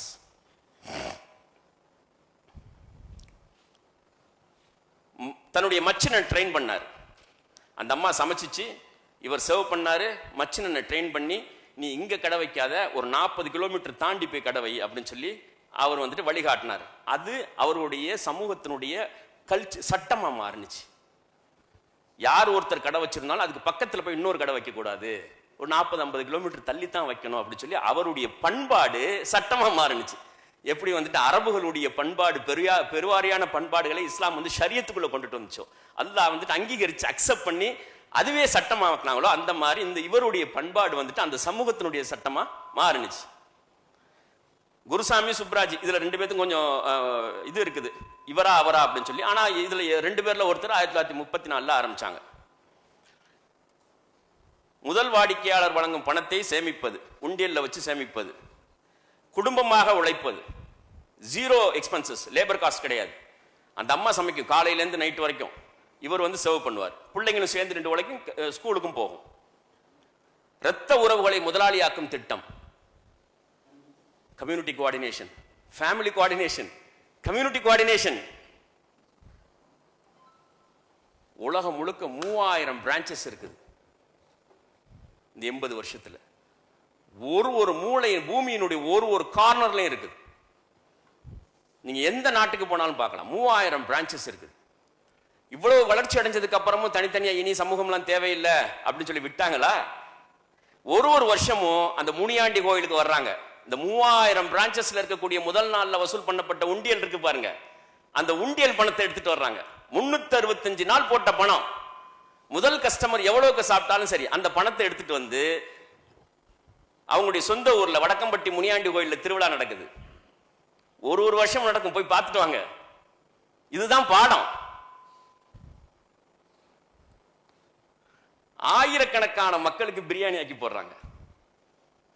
அந்த முதல் நாள் சேர்த்து அந்த பணத்தை கொண்டுட்டு வந்து 3000 பிரான்ச்சஸ்ல இருந்தும் அவங்களுடைய குடும்பத்தார் எல்லாம் ஒன்று கூடுறாங்க அந்த கோயில்ல திருவிழாவில். 3 நாள் 4 நாள் நடக்குது. பல ஊர்கள்ல இருந்து மக்கள் வர்றாங்க. இரவு முழுவதும் சமைச்சு பகல் முழுவதும் டிஸ்ட்ரிபியூஷன், ஆயிரக்கணக்கான மக்களுக்கு டிஸ்ட்ரிபியூஷன். அந்த திருவிழா முடிஞ்சதுக்கு அப்புறம் அந்த முனியாண்டி கோயில்ல வச்சுதான் ஒரு பிரான்ச்சஸ்ல இருக்கக்கூடிய சில ஏதாவது பஞ்சாயத்து இருந்துச்சுன்னா அந்த பஞ்சாயத்து பேசி தீர்க்கப்படுது. புதுசா எங்க வேக்கண்டா இருக்கு, எந்த இடத்துல வந்துட்டு புதுசா ஒரு ஹோட்டல் போடலாம் அப்படிங்கிற விஷயம் கலந்துரையாடப்படுது. அதுக்கு எவ்வளவு முதலீடு செய்யலாம், யாரெல்லாம் முதலீடு செய்றீங்க, எந்த எதிர்பார்ப்பும் இல்லாம செய்யறாங்க. ஏன் மாசான மக்கள் இருக்கிறாங்க. 3000 பேர், ஆளுக்கு 10,000 ரூபாய் போட்டா அது பெரிய அமௌண்டா வந்துடும். மாசா இன்வெஸ்ட் பண்றாங்க. வந்தாலும் சரி போனாலும் சரி சமூகத்தில் இருக்கிற ஒருத்தன் பொழைக்கட்டும். அப்படித்தான் 3000 பிரான்ச்சஸும் பெருகுனுச்சு. கம்யூனிட்டியை டெவலப் ஆகணும். தொழில் என்பது தனி மனிதனுடைய முன்னேற்றத்தில் வராது, நிலைக்காது. எந்த சமூகத்தை நீங்க எடுத்துக்கிட்டாலும் சரி அதிலே வச்சு தான் சம்பந்தம் பேசுறது. யார் வீட்டில் பொண்ணு இருக்குது, யார் வீட்டில் பையன் இருக்கிறான், அந்த ஊர்வலத்திலே பெண்கள் கண்டுபிடிப்பாங்க. நான் இதை தொடர்ச்சியா வாட்ச் பண்ணிட்டு வர்றேன். என்னென்ன மாதிரியான மாற்றம், என்னென்ன வேலைகள் அங்க நடக்குது. கல்யாணம் பேசி முடிக்கப்படுது, சம்பந்தம் பண்ணுது, புதுசா மாப்பிள்ள வந்துட்டாரா, உனக்கு ஒரு ஹோட்டல் வேணுமா, நீ என்ன வேணாலும் படிச்சிரு, இங்க ஒரு ஹோட்டல் இருக்கு. இல்ல நீ படிச்ச வேலையில போறா இருந்தாலும் போ, பிரச்சனை இல்லை. தொழில் தயாரா இருக்குது. ஒருத்த கூட அந்த சமூகத்துல வந்துட்டு பொருளாதாரத்துல வறுமையில் இருக்கிறாரு, ஏழ்மையில் இருக்கிறான்னு இல்ல. ஏற்ற இறக்கங்கள் இருக்கும். ஒருத்தர் 10 கோடி ரூபாய் இருக்கும், ஒருத்தர் 5 கோடி ரூபாய் இருக்கும். இது இயல்பானது. ஆனா வறுமையில் இருக்குது, ஏழ்மையில் இருக்குது, வேலை இல்லாமல் இருக்குது, தனித்து விடப்பட்டிருக்குது அந்த சமூகத்துல. பெண்கள் தனித்து விட இந்த காட்சியை நம்ம பார்க்க முடியாது. இத்தனைக்கும் தமிழ்நாட்டுக்கு புலம்பெயர்ந்து வந்தவர்கள், தமிழர்கள் அல்ல, மரபு தமிழர்கள் அல்ல, தமிழ் மொழி சொந்தமானவர்கள் அல்ல. விஜயநகர பேரரசு வரும்போது நாயக்க மன்னர்களோடு அவர்கள் வந்தவர்கள். தெலுங்கு பேசக்கூடியவங்க. திருமண உறவுகள் அங்கதான், வியாபார ஆலோசனைகள், புதிய முதலீடுகள் அங்கதான், விவகாரங்களுக்கு தீர்வு அங்கதான். நான் கடை வச்சு கொடுத்தேன், அவன் கடையை ஒழுங்கா நடத்தல, பிரச்சனை வந்துருச்சு, பார்ட்னர்ஷிப்பா போட்டோம், அதுல சிக்கல் வந்துருச்சு. இது எல்லாத்தையும் அந்த கோயில்ல வச்சே பஞ்சாயத்து பண்ணிடுது. கோர்ட்டு கேஸுக்கெல்லாம் போறது இல்ல. யார் இருக்கிறா கோர்ட்டு கேஸுக்கெல்லாம் போறதுக்கு? 85 வருஷம், 3000 பிரான்ச்சஸ், ஆழமான இறை நம்பிக்கை, உழைப்பு, நேர்மை, ஒற்றுமை, தர்ம சிந்தனை, சமூக உறவாடல், இந்த சக்சஸுக்கான ஃபவுண்டேஷன் அவங்க உருவாக்கி இருக்கு. குணமே அப்படி இருக்குது, அவங்களுடைய இயல்பு குணமே அப்படி இருக்குது. இந்த பொது புத்தின்னு சொல்லுவோம் பாருங்க, பொது சிந்தனையே உருவாயிருக்குது. Community coordination. நீங்க யார எந்த உலகம் முழுவதும் எடுத்துங்க, யூதர்களை எடுத்துக்கிட்டாலும் சரி, இல்ல ஆர்மீனியர்களை எடுத்து, உலகத்துல தலை சிறந்த வணிகர்கள் என்று சொல்லப்பட்ட அதனாலதான் ஆர்மீனியன் ஸ்ட்ரீட் இருக்குது மண்ணடியில. ஆர்மீனியர்கள் நீங்க எடுத்துக்கிட்டாலும் சரி, கம்யூனிட்டி கோஆர்டினேஷன். போரா முஸ்லிம்கள் எடுத்துட்டாங்க, கம்யூனிட்டி கோஆர்டினேஷன். இஸ்மாயிலிகள் எடுத்துக்கிட்டாலும் சரி, கம்யூனிட்டி கோஆர்டினேஷன். கட்சி அந்த மேமன்ஸ் இருக்கிறாங்க பாருங்க, கம்யூனிட்டி கோஆர்டினேஷன். டீ பிரேக்கா போமா. ரொம்ப முக்கியமா பட்டேல் சமூகம். நான் ஒரு டீடைல் மட்டும் சொல்லிடுறேன், நீங்க இன்னும் கொஞ்சம் டீடைலா போய் இது சம்பந்தமா படிங்க.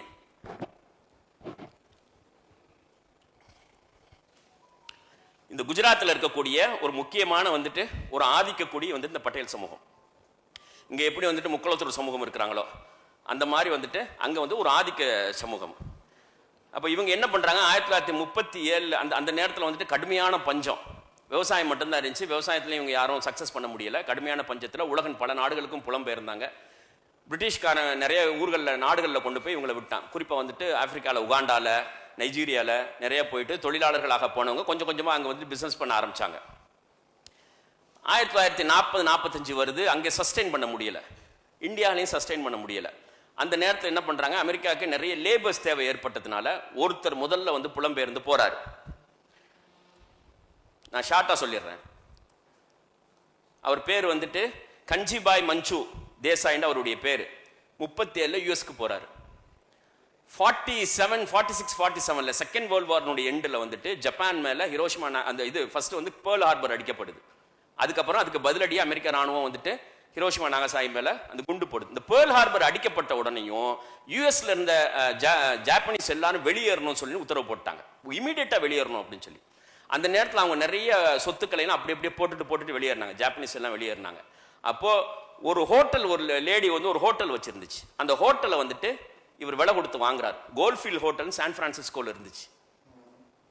இந்த தேசாய் வந்துட்டு, கஞ்சிபாய் தேசாய் வந்துட்டு விலை கொடுத்து வாங்குறாரு. வாங்கினோன்னு என்ன பண்றாரு, தன் சொந்தக்காரன் எல்லாத்தையும் ஒருத்தனாக கொண்டுட்டு வர்றாரு. இவர் போனதே இல்லீகல்ல, லீகலா போகல, இல்லீகல்ல போய் அடிச்சு பிடிச்சி அந்த அம்மாட்டேருந்து, ஜாப்பனீஸ் அந்த ஜப்பான் சேர்ந்த அந்த அம்மாட்டேருந்து அந்த சொத்தை வாங்கி, ஏன்னா அதை விட்டுட்டு போகணும், வெளியேறணும், வாங்கி தன் சொந்தக்காரன் ஒருத்தனையாக கொண்டுட்டு வர்றாரு.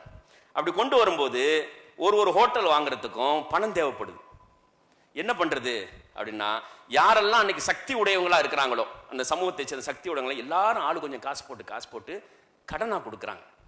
கடன்னா என்ன, சும்மா கொடுத்தா அவன் மிஸ்யூஸ் பண்ணிடுவான், கடனா வச்சுக்க அப்படின்னு சொல்லி அந்த கடனை கேட்கறதே கிடையாது. கொடுத்து ஒவ்வொருத்தனுக்கு அவன் பட்டேல் சமூகத்தை சேர்ந்தவராக இருந்துச்சுன்னா போதும், அது ஒண்ணுதான். பிறகு 60s வருது. 60s வந்த உடனேயும் உகாண்டால இருந்த அந்த பட்டேல் சமூகத்தை எல்லாத்தையும் இடியமின் என்ன பண்றாரு, வெளியேற்றுறாரு. ஏன்னா அங்க நிறைய சுரண்டல்ல ஈடுபட்டாங்க, அந்த நாட்டு மக்கள் கூட சுரண்டல்ல ஈடுபட்டாங்க. இடியமன் என்ன பண்றாரு, இந்தியன்ஸ் எல்லாம் வெளியேறணும் அப்படின்னு சொல்லி உத்தரவு போட்டோன்னே அவங்க எல்லாரும் யூஎஸ்க்கு மாசா புலம்பெயர்றாங்க. மாசா புலம்பெயர்ந்து இந்த ஆர்கனைசேஷன் அங்க ஒன்று இருக்குது, இந்த பட்டேல் ஆர்கனைசேஷன், அது வரக்கூடியவங்க எல்லாத்தையும் கணக்கீடு செய்து அவங்களுடைய பொருளாதார தன்மைக்கு ஏற்றவாறு ஒரு அந்த ஹைவேஸ்ல இருக்கக்கூடிய மோட்டல்ஸ்னா உங்களுக்கு தெரியும், ரிசார்ட்ஸ் தெரியும், ஹோட்டல்ஸ் இருக்குது. இந்த ரெண்டு யார் யாருக்கு என்னென்ன சக்தி கொடுக்கணும் ஒன்று ஒன்றா வாங்குறாங்க. கடன் கொடுத்தது தான், காசு கேட்கறது இல்லை திருப்பி. அழகிய கடன், அல்லாஹ் வந்துட்டு அழகிய கடன் கொடுங்கன்னு சொல்றான் பாருங்க. ஒரு முன்னாள் இறந்து போன, இஸ்லாத்துக்கு முன்னால் இறந்து போன ரசூல் ஸல்லல்லாஹு அலைஹி வஸல்லம் சொல்றாங்க, ஒருத்தர் வர்றாரு, மலக்குகள்கிட்ட அல்லாஹ் கேட்கிறான், அவர் ஏதாவது நன்மை செஞ்சிருக்கிறாங்களா? அல்லாஹ்வுடைய தூதர் சொன்னது ஆதாரபூர்வமான ஹதீஸ். அவர் ஏதாவது நன்மை செஞ்சிருக்கிறாரா அப்படின்னு. அவர் கடன் கொடுப்பாரு நிறைய பேத்துக்கு, அந்த கடன்ல வந்துட்டு கண்டும் காணாமலும் இருப்பாரு. அவருடைய பாவங்களை நீங்க கண்டும் காணாமலும் எழுதுங்கிறாங்க. அல்லாஹ் சொன்னதாக அல்லாஹ்வுடைய ரசூல் சொல்றாங்க. அழகிய முறையில் கடன் கொடுக்கப்பட்டு அந்த அந்த அந்த ஒரு வழிமுறையை காட்டி தந்த சமூகத்தில் நம்ம இருந்துகிட்டு இதை நம்ம படிக்கிறோம். கொஞ்சம் கொஞ்சமா அவங்க கொடுத்து உதவி செஞ்சாங்க, மென்டர்ஷிப் வழிகாட்டினாங்க, 0 எக்ஸ்பென்சஸ்ல வந்துட்டு ஆரம்பிச்சாங்க. ஒரு ஹோட்டல் இருக்கும், பெரிய இந்த மாதிரியான பெரிய ஒரு ரெஸ்டாரண்ட் இருக்கு அல்லது லாட்ஜிங் ஹோட்டல் இருக்குன்னு வச்சுங்க, அதுக்கு பின்னால வந்துட்டு ஒரு சின்ன வீடு இருக்கும். அந்த வீட்டில் இவங்க குடி இருந்துகிட்டு, யார் ஓனர் குடி இருந்துகிட்டு, அந்த அம்மா ஹவுஸ் கீப்பிங் வேலை பார்க்கும், ரூமை கிளீன் பண்றது போறது எல்லாம் பார்க்கும். இவர் ஃப்ரண்ட்ல உட்காந்துட்டு மற்ற மேனேஜ்மெண்ட் ஒர்க் எல்லாம் பண்ணுவார். இப்படி ஃபேமிலியா ஒர்க் பண்ணி they would give each other handshake loans, no collateral, no payment schedule, just pay when you can. ஒன்னு நீ கொடு, இல்லைன்னா இந்த சமூகத்தை சார்ந்த யாருக்காவது கொடுத்துரு. In 2025 60% of motels in US owned by Patels. அதனுடைய உச்சம் இன்னைக்கு சிஏஏனுடைய துணைத் தலைவராக ஒரு பட்டேல் நியமிக்கப்பட போகிறார், நியமிச்சிருப்பார்னு நினைக்கிறேன். அடுத்த ஜெனரேஷன் படிச்சு அரசியல்ல வந்து மோடியை தாங்கி பிடிக்கிறது பட்டேல் சமூகம் தான். யூஎஸ்ல இவ்வளவு இன்ஃப்ளூயன்ஸ் ஏற்படுத்துறது, முந்தைய டொனால்டு ஆட்சியினோடு இன்ஃப்ளூயன்ஸ் ஏற்படுத்து, லாபி பண்ணது, அதுக்கப்புறம் பைடன் ஆட்சியினோடு லாபி ஏற்படுத்தினது எல்லாமே யாருன்னு பாத்தீங்கன்னா பட்டேல் சமூகம். இன்னைக்கு லீகல் எக்ஸ்பர்ட்ஸா இருக்காங்க, சொலிசிட்டர்ஸா இருக்கிறாங்க யூஎஸ்ல. Second generation, third generation hotels இருக்குது. பொருளாதார ரீதியாக வளர்ச்சி அடைஞ்சிருக்கிறாங்க, அதிகார ரீதியாகவும். பொருளாதார வளர்ச்சி ஆட்டோமேட்டிக்கா உங்களுக்கு அங்கே தான் கொண்டு போகும். பொருளாதாரம் கூடனாவே இன்ஃப்ளூயன்ஸ் பண்ண சொல்லும், சொசைட்டில பொலிட்டிக்கல்ல இன்ஃப்ளூயன்ஸ் பண்ண சொல்லும். 60% மோட்டல்ஸ் என்னென்னமோ செஞ்சு பார்த்துச்சு சிஏஏ வந்துட்டு இடையில இதை தடுக்கிறதுக்கு இவ்வளவு ஒரே சமூகத்திட்ட இவ்வளவு விஷயங்கள் இருக்குது. யூஎஸ்னுடைய 60% மோட்டல்ஸ் கையில வச்சிருக்காங்க. இது பெரிய ஆபத்தானது அப்படின்னா என்னென்னமோ சொல்லி பார்த்தாங்க, எதுக்குமே அந்த சமூகம் அசைஞ்சு கொடுக்கல. கோஆர்டினேஷன் இன்னும் பாதுகாத்துருச்சு. நிறைய அவதூறுகள் பரப்பப்பட்டு எதுவுமே அவங்கள வந்துட்டு ஒண்ணுமே செய்ய முடியல. ஏன்? Political power, legal power safeguard பண்ணிடுச்சு. பட்டேல் சமூகம் சரித்து நீங்க படிச்சு பாருங்க. ஃபைனலா இங்க இருக்கக்கூடிய ஒரு மலை தான் இருக்குது, மேற்கு தொடர்ச்சி மலைக்கு அந்த பக்கம் கேரளா சமூகம் இருக்குது, மேற்கு தொடர்ச்சி மலைக்கு கிழக்க நம்ம இருக்கிறோம். 1965 70களில் முதல்ல கேரளால இருந்து இப்படி போனாங்க, லேபர்ஸ் தான் போனாங்க கல்ஃப் கண்ட்ரீஸ்க்கு. தமிழ்நாடு ஈஸ்ட்டுக்கு போயிட்டு வந்துட்டு இருந்துச்சு. மலேசியா சிங்கப்பூர் தான் போக்குவரத்து, வெளிநாடு போக்குவரத்துனா இலங்கை, மலேசியா சிங்கப்பூர் தான் தமிழ்நாடு முஸ்லீம்கள்.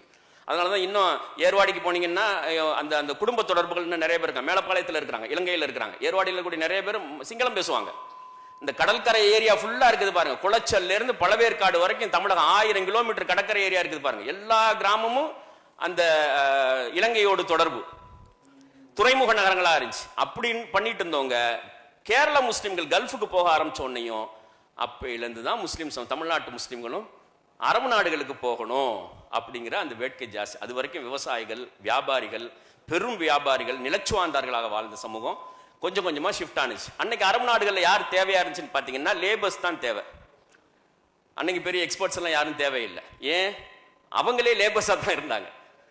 அவங்களும் லேபர்ஸாக இருந்து இன்ஃப்ராஸ்ட்ரக்சரை டெவலப் பண்ணுறது, போர்ட் கட்டுறது, அதே மாதிரி ரோடு போடுறது, எலக்ட்ரிசிட்டி கொண்டுட்டு வர்றது. இதுதான் அந்த 65ல வந்துட்டு கல்ஃப் கண்ட்ரிஸ்னுடைய அவங்களுக்கு ஒரு சரியான சோத்துக்கு கூட வழி இல்லாமல் தான் இருந்தாங்க. யுஏஇ பொறுத்த வரைக்கும் 6 மீனவ கிராமங்கள் தான். அவங்களுடைய மெயின் தொழில் என்ன? மீன்பிடி தொழிலும் கடலில் போகக்கூடிய பிரிட்டிஷ் கப்பல்களுக்கு பாதுகாப்பு கொடுக்கறது தான். இன்னைக்கு 6 எமிரேட்ஸ் இருக்குது பாருங்க. அபுதாபி, துபாய், அஜ்மான், ராசல் ஹைமா இருக்கு பாருங்க. இது எல்லாமே வந்து மீனவ கிராமங்கள். இந்திய பெருங்கடலில் போகக்கூடிய கிழக்கிந்திய கம்பெனி கப்பல்களுக்கும் பிரிட்டிஷ் கப்பல்களுக்கும் பாதுகாப்பு கொடுக்கக்கூடியவர்கள். அதனாலதான் 69லேயே யுஏஇலிருந்து ஆயில் எக்ஸ்போர்ட் ஆகுது. 71ல பிரிட்டிஷ் கவர்மெண்ட் தான் அந்த 6 பேர்த்தையும் ஒன்னா சேர்த்து ஒரு நாடா மாத்துனுச்சு. யுஏஇ ஒரு நாடு 71ல உருவாகி வந்துச்சு. அப்போ லேபர்ஸா போக ஆரம்பிச்ச உடனேயும் அவங்கள்ட்ட தமிழ்நாடாவது வியாபாரத்தில் இருந்துச்சு. மலையாளி சமூகம் போர்களில் வந்துட்டு சிதறடிக்கப்பட்ட ரொம்ப கொடுமையான வறுமையில் இருந்த சமூகம். அந்த சமூகம் பிழைப்பு தேடி, உணவு தேடி வெளிநாட்டுகளுக்கு புலம்பெயர்ந்து. அப்போ என்ன, வத்தையில தான் போனாங்க. எதுலையும் போல. அன்னைக்கு போக்குவரத்து கப்பலில் போகிறது கூட காசு கிடையாது, பாஸ்போர்ட் கிடையாது, ஒன்றும் கிடையாது. வத்தையில தான் போனாங்க. தோணியில் போகணும்னு சொல்லுவாங்க. அப்படி போன சமூகம் அவங்களுக்கான இலக்கு சரியா இருந்துச்சு, கம்யூனிட்டி கோஆர்டினேஷன் சரியா இருந்துச்சு. முஸ்லீம் சமூகம், தமிழக முஸ்லீம் சமூகத்திட்ட இலக்கும் இல்லை, கோஆர்டினேஷன் இல்லை. அரபு நாடுகளுக்கு கூலி வேலை பார்க்க சென்றவர்கள் கொஞ்சம் கொஞ்சமா சின்ன சின்ன வியாபார நிறுவனங்களை துவங்கினாங்க. ஒரு செருப்பு கடை வைக்கிறது, ஒரு ஹோட்டல் வைக்கிறது. ஏன்னா அவங்களுக்குன்ற ஒரு உணவு, அந்த மலபார் குசின் இருக்குது பாருங்க. எப்படி காரைக்குடி குசினோ அந்த மாதிரி மலபார் குசின் வந்துட்டு அவங்க ட்ரெடிஷனலா இருக்கிறது. அதை வச்சு சின்ன சின்ன ஹோட்டல் லேபர்ஸ்க்கு, அங்க லேபர்ஸா போனவங்களுக்கு உணவு கொடுக்கக்கூடிய ஹோட்டல்ஸ் ஆரம்பிச்சாங்க. அவங்க ஊருக்கு வரும்போது பொருள் வாங்குறதுக்கு சிங்கப்பூர், மலேசியாவிலேருந்து கொண்டு வரப்பட்ட பொருள்களை வச்சு கடையை ஆரம்பிச்சாங்க. சின்ன சின்ன சின்ன கடையா ஆரம்பிச்சாங்க. இன்னைக்கு அந்த கடைகள் வந்துட்டு அரபு நாடுகளில் கிட்டத்தட்ட ஒரு 75% 6 அரபு நாடுகள்லையும் இந்த சிறு குறு வணிகங்கள் முழுக்க மலையாளிஸ் கையில் இருக்கு. 70 இயர்ஸ்ல ஏற்பட்டிருக்கக்கூடிய மாற்றம். கோஆர்டினேஷன், இலக்கு, எதை நோக்கி போகணும், அது எப்படி கைகோத்து போகணும் அடைவது அப்படிங்கிற அந்த பயிற்சி. இந்த trading society, labour society trading சொசைட்டியா மாறினுச்சு. இந்த ட்ரேடர்ஸ்ல இருந்து லாஸ்ட் 50 இயர்ஸ்ல இவங்க உருவாகி வந்தாங்க. எப்படி சமூகம் படிப்படியா மாறுதல் ஏற்படுது பாருங்க.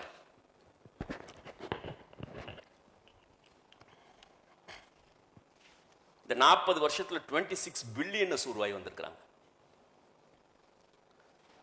எல்லாம் சின்ன கடை வைக்கிறதுக்கு, சின்ன ஹோட்டல் வைக்கிறதுக்கு போனவங்க. அதுல சில பேர் படிச்சுட்டும் போனாங்க, நான் முஸ்லிம்ஸ்ல. இதுல வந்துட்டு இந்து முஸ்லிம்ங்கிற வேறுபாடு, கிறிஸ்தவ வேறுபாடு இல்லை.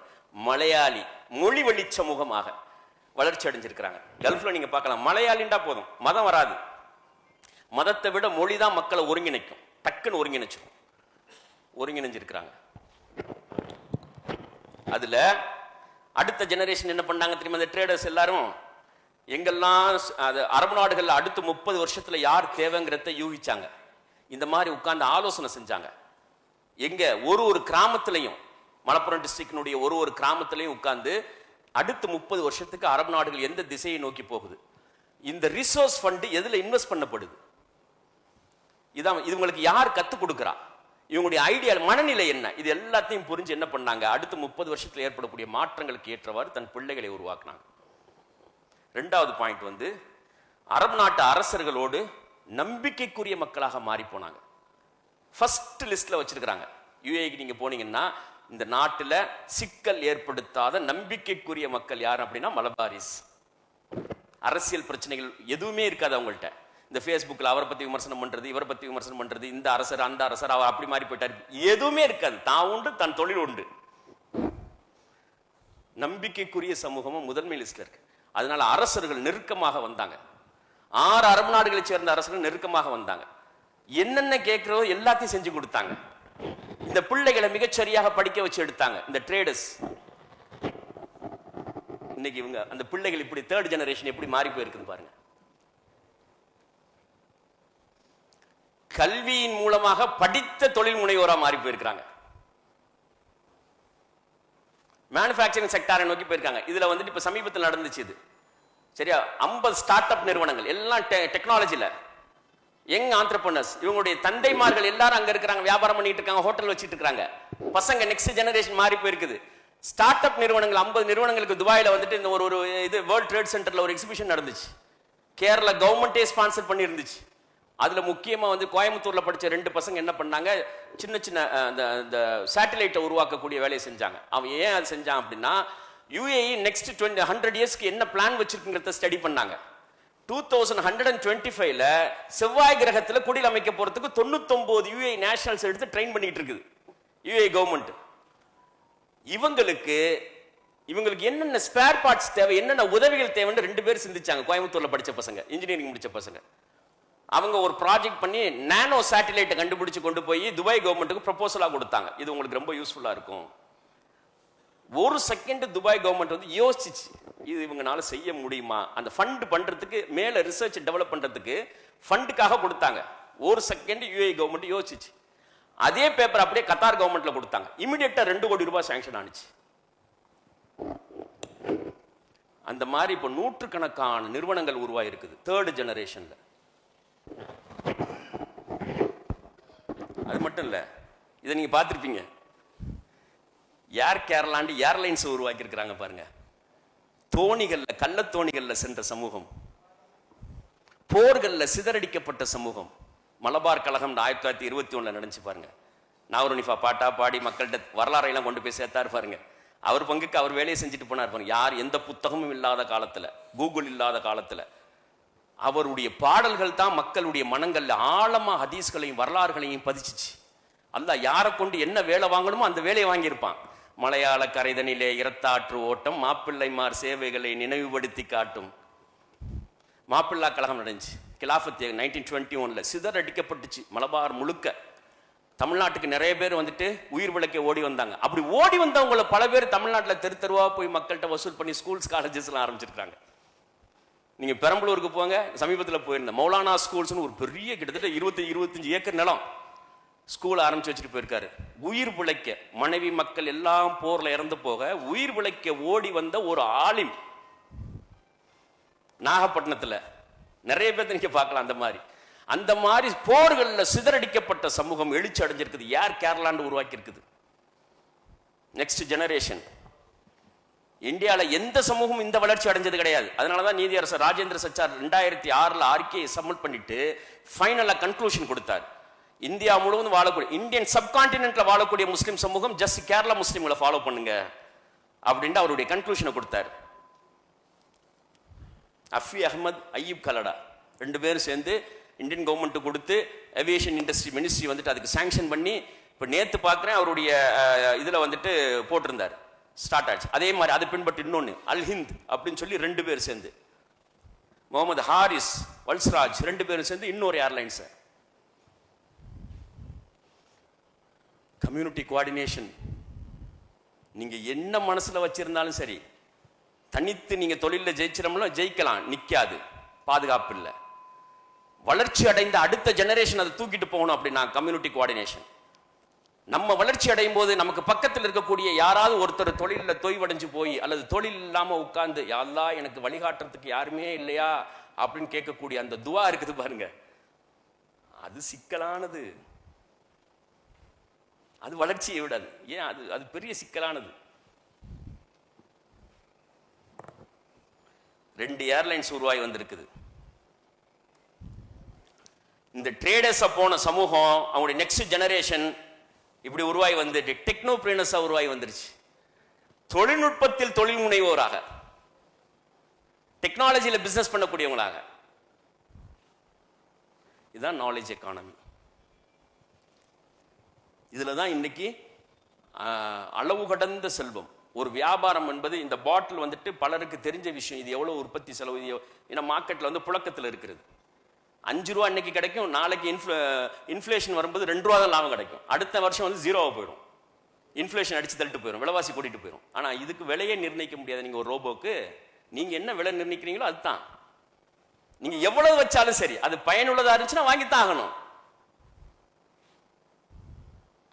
கேரளாவில் எந்த கட்சி ஆட்சியை பிடித்தாலும் அரபு நாட்டு ஆட்சியாளர்களோடு நெருக்கமாக இருக்கு. Political influence. ஒரு சமூகத்தினுடைய உழைப்பு, கோஆர்டினேஷன், இலக்கை நோக்கிய பயணம், அது எப்படி ரிட்டர்ன் ஆகுது பாருங்க. கிட்டத்தட்ட 10-11 மெடிக்கல் காலேஜஸ் இருக்குது, முஸ்லிம்கள் சம்பந்தப்பட்ட மெடிக்கல் காலேஜ்.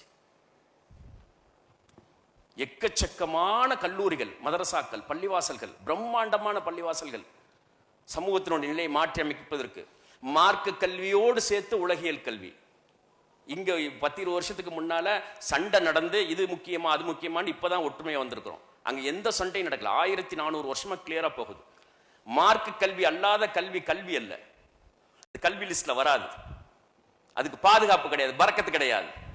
முஸ்லிம்களை பொறுத்த வரைக்கும் மார்க்க கல்வியோடு சேர்த்து உலகியல் கல்வி மட்டும்தான் வந்து சக்சஸ் கொடுக்கும். முஸ்லிம்களுக்கு தனிப்பாதை இருக்கு. வெறும் உலகியல் கல்வி பாதுகாப்பு இல்லாதது, ஹலால் ஹராம் மிக்ஸ் ஆயிருக்கும், வேறுபடுத்தி பார்க்க தெரியாது. வெறும் மார்க்க கல்வி முடக்கி எதிரிகளுடைய சூழ்ச்சிக்கு ஆட்பட்டு சிக்கல்ல போய் மாட்ட வச்சிரும், சமூகத்தையே சிக்கல்ல போய் மாட்ட வச்சிரும் வெறும் மார்க்க கல்வி. இந்த மார்க்கத்தை இந்த உலகத்துக்கு பயன்படுத்தணும். மார்க்க அறிவை கொண்டு உலகத்தை தூய்மைப்படுத்தணும், உம்மத்தை வலிமைப்படுத்தணும். மார்க்கத்தோடு சேர்ந்த உலகியல் கல்வி அடையாளம் கேரள முஸ்லிம் சமூகம்.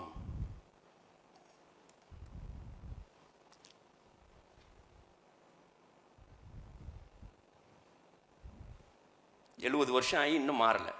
ஒன்னு லேபர்ஸா இருக்கிறாங்க, இல்லைன்னா ஒரு மிடில் கிளாஸ் எம்ப்ளாயிஸா, மந்த்லி சேலரிடு எம்ப்ளாயிஸா இருக்கிறாங்க. இலக்கு இல்லாம இருந்துகிட்டு இருக்கு. 6 அரபு நாடுகள்லையும் போய் பாருங்க. முக்கிய காரணம் என்ன? அரபு மொழி இல்லாதது. மலையாளிகள் சாதிச்சதுக்கு காரணம் அரபு மொழி. ஆரம்பத்திலிருந்தே அரபு மொழி பயிற்றுவிக்கப்பட்டது. இந்த 50 வருஷத்துல தான் நம்ம மாறி இருக்கிறோம். இதுக்கு முன்னால் 1400 வருஷமா தமிழக முஸ்லிம்களுடைய கல்வி 10 ஆண்டுகளுக்கு மார்க்க கல்வி, அதோடு இணைந்த உலகத்தினுடைய கல்வி. பிறகு அவருக்கு மார்க்க பிரிவுகள்ல அவர் போகலாம், அல்லது உலகில் மருத்துவம், பொறியியல், எதுல வேணாலும் போகலாம். ஆனா பேஸ் 10 வருஷம் மார்க்க கல்வி முஸ்லிம் சமூகத்துக்கு. முஸ்லிம்களுக்கு இஸ்லாமிய கல்வி கொடுக்கணும் மோசமான காலத்துல நம்ம வாழ்ந்துட்டு இருக்கிறோம். எந்த காலத்திலையும் இது நடந்தது கிடையாது. 2 சமூகத்துக்கு ரெண்டும் ஒரே நேரத்தில் போனது. இந்த சமூகம் தன்னுடைய நிலத்தை எல்லாம் வித்துட்டு போனுச்சு, சொத்தையெல்லாம் வித்துட்டு லேபரா போனுச்சு. அந்த சமூகம் சொத்தும் இல்ல ஒண்ணும் இல்ல, உயிர் பிழைக்க போனுச்சு, உணவுக்காக போனுச்சு. Community coordination. இந்த முஸ்லிம் அல்லாத இந்த சமூகங்களுடைய கம்யூனிட்டி கோஆர்டினேஷனுக்கும் இந்த சக்சஸுக்கும் பின்னால இன்னைக்கு லாஸ்ட் 20-25 இயர்ஸா மிக முக்கியமான ஒரு டீம் வந்துட்டு ரோல் பிளே பண்ணுது. அது நம்ம கவனத்தில் எடுத்துக்கணும். யார் அப்படின்னு சொன்னா கார்ப்பரேட் ட்ரெயினர்ஸ். அந்த மைண்டை ட்ரெயின் பண்றது, வளர்ச்சியை நோக்கி ட்ரெயின் பண்றது, அடுத்தடுத்த கட்டத்தை நோக்கி ட்ரெயின் பண்றது, ரிஸ்க் எடுக்க வைக்கிறது, கையில் இருக்கிறதை விடுறது, வாயை மூடி காதை நல்லா திறந்து நிறைய விஷயங்களை செல்வத்துள் செல்வம் செவிச்செல்வம் அப்படிங்கிற மாதிரி லேர்ன் பண்ண வைக்கிறது. அதுக்கு என்னென்ன ட்ரைனிங் இருந்தா தான் பண்ண முடியும். எந்த ஒரு தானாக ஒரு மனிதர் உருவாகி வந்து இது எல்லாத்தையும் கத்துக்கிறது எல்லாத்துக்கும் முடியாது. ஆனா ட்ரைனிங்ல மைண்டை ட்ரெயின் பண்ணணும், ஹார்ட்டை சோலை ட்ரெயின் பண்ணணும். இந்த ரெண்டையும் ட்ரெயின் பண்ணாதான் சக்சஸ் கொடுக்க முடியும். சக்சஸுக்குன்னு தனி குணம் இருக்குது. ஒரு சமூகம் வளர்ச்சி அடைவதற்கு தனி குணம் தேவை. அந்த குணத்தை பயிற்சி கொடுத்தா தான் வந்து மாறி அமைக்கும். இந்த கார்ப்பரேட் ட்ரைனர்ஸ் எல்லாம் இன்னைக்கு கொடுக்குறாங்க. அதுல முக்கியமானவங்க யாருன்னு பாருங்க. இந்த எல்லா அமைப்பும் கார்ப்பரேட் ட்ரைனர்ஸை வச்சிருக்குது.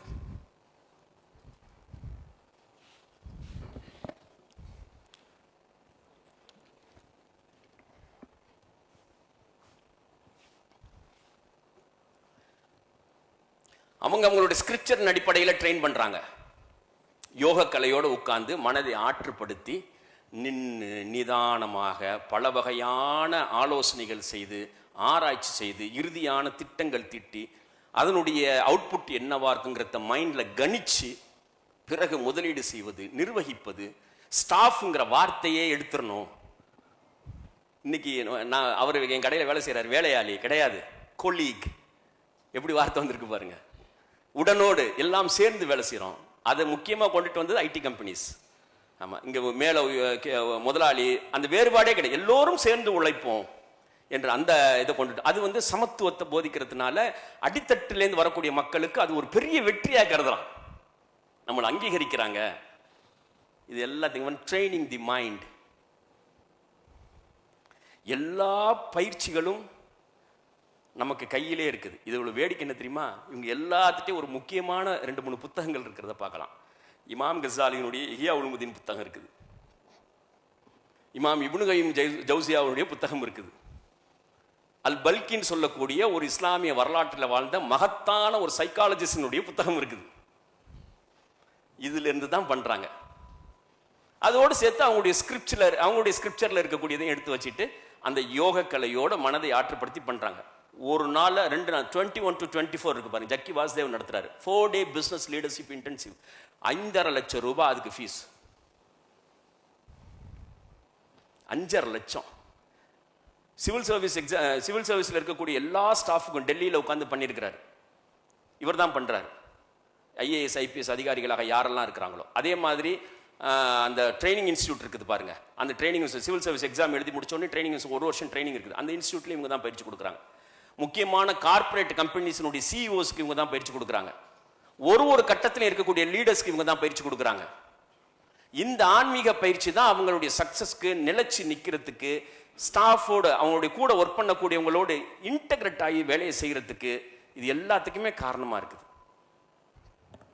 நான் எடுத்தது தான் சட்டம், என் நிறுவனத்தில் நான் வச்சது தான் சட்டம், வேற யார் சொல்றதையும் நான் கேட்க மாட்டேன். ஏன் சட்டம் என்ன யார் ஃபாலோ பண்றாங்களோ அவங்க தான். இதெல்லாம் வந்து பெட்டிக்கடை சிந்தனை. Over 100 participants, IAS IPS IFS other officers under central staffing scheme from the Indian Civil Service took part in the 5 inner engineering leadership retreat in the Isha Yoga Center. Inner engineering யார் அழகு, எவ்வளவு பெரிய பொக்கிஷத்தை நம்ம வச்சிருக்கிறோம். தசவுஃப் ஒரு கான்செப்ட, அது மேல சண்டை, அந்த வார்த்தை மேலேயே சண்டை.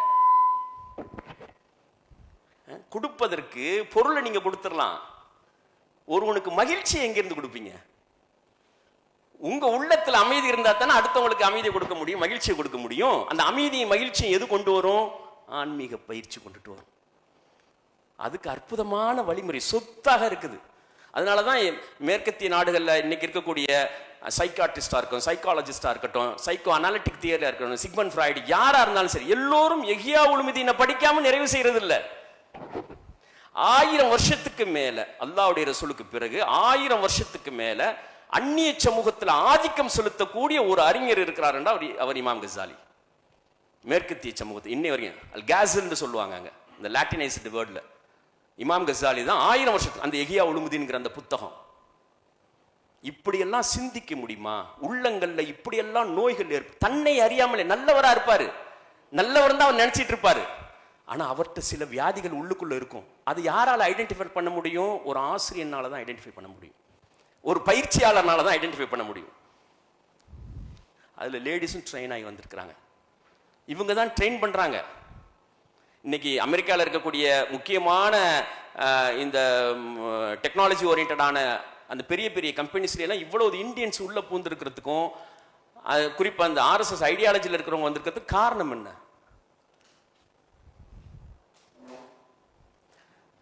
தமிழக முஸ்லீம்கள், நம்ம பாயிண்ட்டுக்கு வந்துடும். இப்போ தமிழக முஸ்லீம்களில் ஏற்பட வேண்டிய மாற்றங்கள் என்ன? 80% இன்னைக்கு நம்மளுடைய நிலைமை, நம்ம தொழில் இதுதான். ரொட்டி கடை, பிரியாணி கடை, செப்பல் கடை, மளிகை கடை, கோழிக்கடை, வெளிநாடு. 80%. ரொம்ப பாயிண்டாக ஒரு 2%, 3% மட்டும்தான் மேனுஃபேக்சரிங் செக்டாரில் மற்ற விஷயத்தில் இருக்கிறாங்க. 85% இதுதான். நடுநிலையான நடுத்தர மக்கள், கீழ் நடுத்தர லோவர் மிடில் கிளாஸ். இந்த பொருள் வாங்கி பொருள் விற்கும் முறையில் தொழில் சாம்ராஜ்யங்களை கட்டமைப்பதும் நவீன காலத்தின் பொருளாதாரத்தை அடைவதும் ஏறக்குறைய முடியாத காரியம். இது 90s பிசினஸ். 90ஸோட முடிஞ்சிருச்சு, கொஞ்சம் கொஞ்சமா முடிவுக்கு வந்துருச்சு. எப்போ வந்துட்டு கவர்மெண்ட்டினுடைய பாலிசி சோசியலிசத்திலிருந்து முதலாளித்துவம் பக்கம் திரும்பிச்சோ, மன்மோகன் சிங் வந்தாரோ, சிதம்பரம் வந்தாரோ, அப்பையிலேருந்து மாறிடுச்சு. 2000லேருந்து அது இன்னும் வந்து ஃபாஸ்டாக ஆரம்பிச்சிருச்சு. இவங்க வந்ததுக்கு அப்புறம் make in India first service செக்டார்ல தான் கவனம் செலுத்துறாங்க. அதனால தான் IT இண்டஸ்ட்ரியை பூஸ்டப் பண்ணாங்க. இப்போதான் வந்துட்டு மேனுஃபேக்சரிங் செக்டார்ல வந்துட்டு முழு கவனம் செலுத்தி அதுக்கு full fund, manufacturing sector, MSME, இந்த இரண்டுக்கும் சிறு குறு வணிகம் இருக்கு பாருங்க, மீடியம் ஸ்மால் பிசினஸ் இருக்குது. அதுக்கு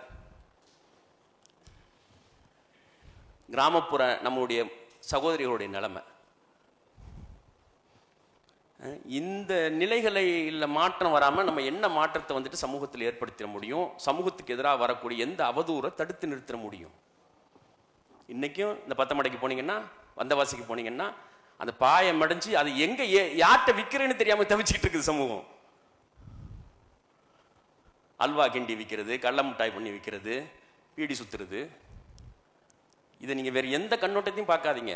அல்லான்று உச்சரிக்கக்கூடிய வார்த்தை வாயிலிருந்து அல்லா அல்லாண்டே உச்சரிக்கப்படுது. 1000 குறைகள் இருக்கட்டும், 1000 கோளாறு இருக்கட்டும், அர் ரஹ்மான்.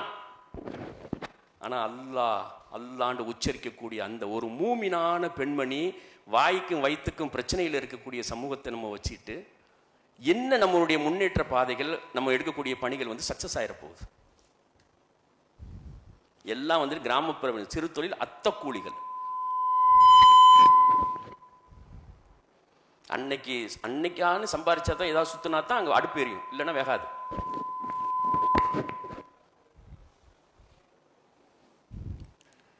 கோஆர்டினேஷன் இல்லை. இப்போதான் பேச ஆரம்பிச்சிருக்கிறோம். எக்கனாமிக் சேம்பர் வந்ததுக்கு அப்புறம் தான் பேச ஆரம்பிக்கிறோம். கோஆர்டினேஷன் இல்லாதனால நம்ம தொழிலே நம்ம பார்த்துட்டு இருந்துட்டோம். நம்மளோடு சேர்த்த சகோதரர்களை இணைச்சு போனா தான் நம்ம தொழில் பாதுகாக்கப்படும், சக்சஸ் ஆகும். இப்படி இருக்கக்கூடிய இந்த ட்ரேடிங் சொசைட்டி ஒன்று இன்னைக்கு இருக்கக்கூடிய இளைஞர்கள், இல்லைன்னா அவங்களுடைய பிள்ளைங்கள், நெக்ஸ்ட் ஜெனரேஷன், இதை வந்துட்டு நீங்கள் மேனுஃபேக்சரிங்க்கு நோக்கி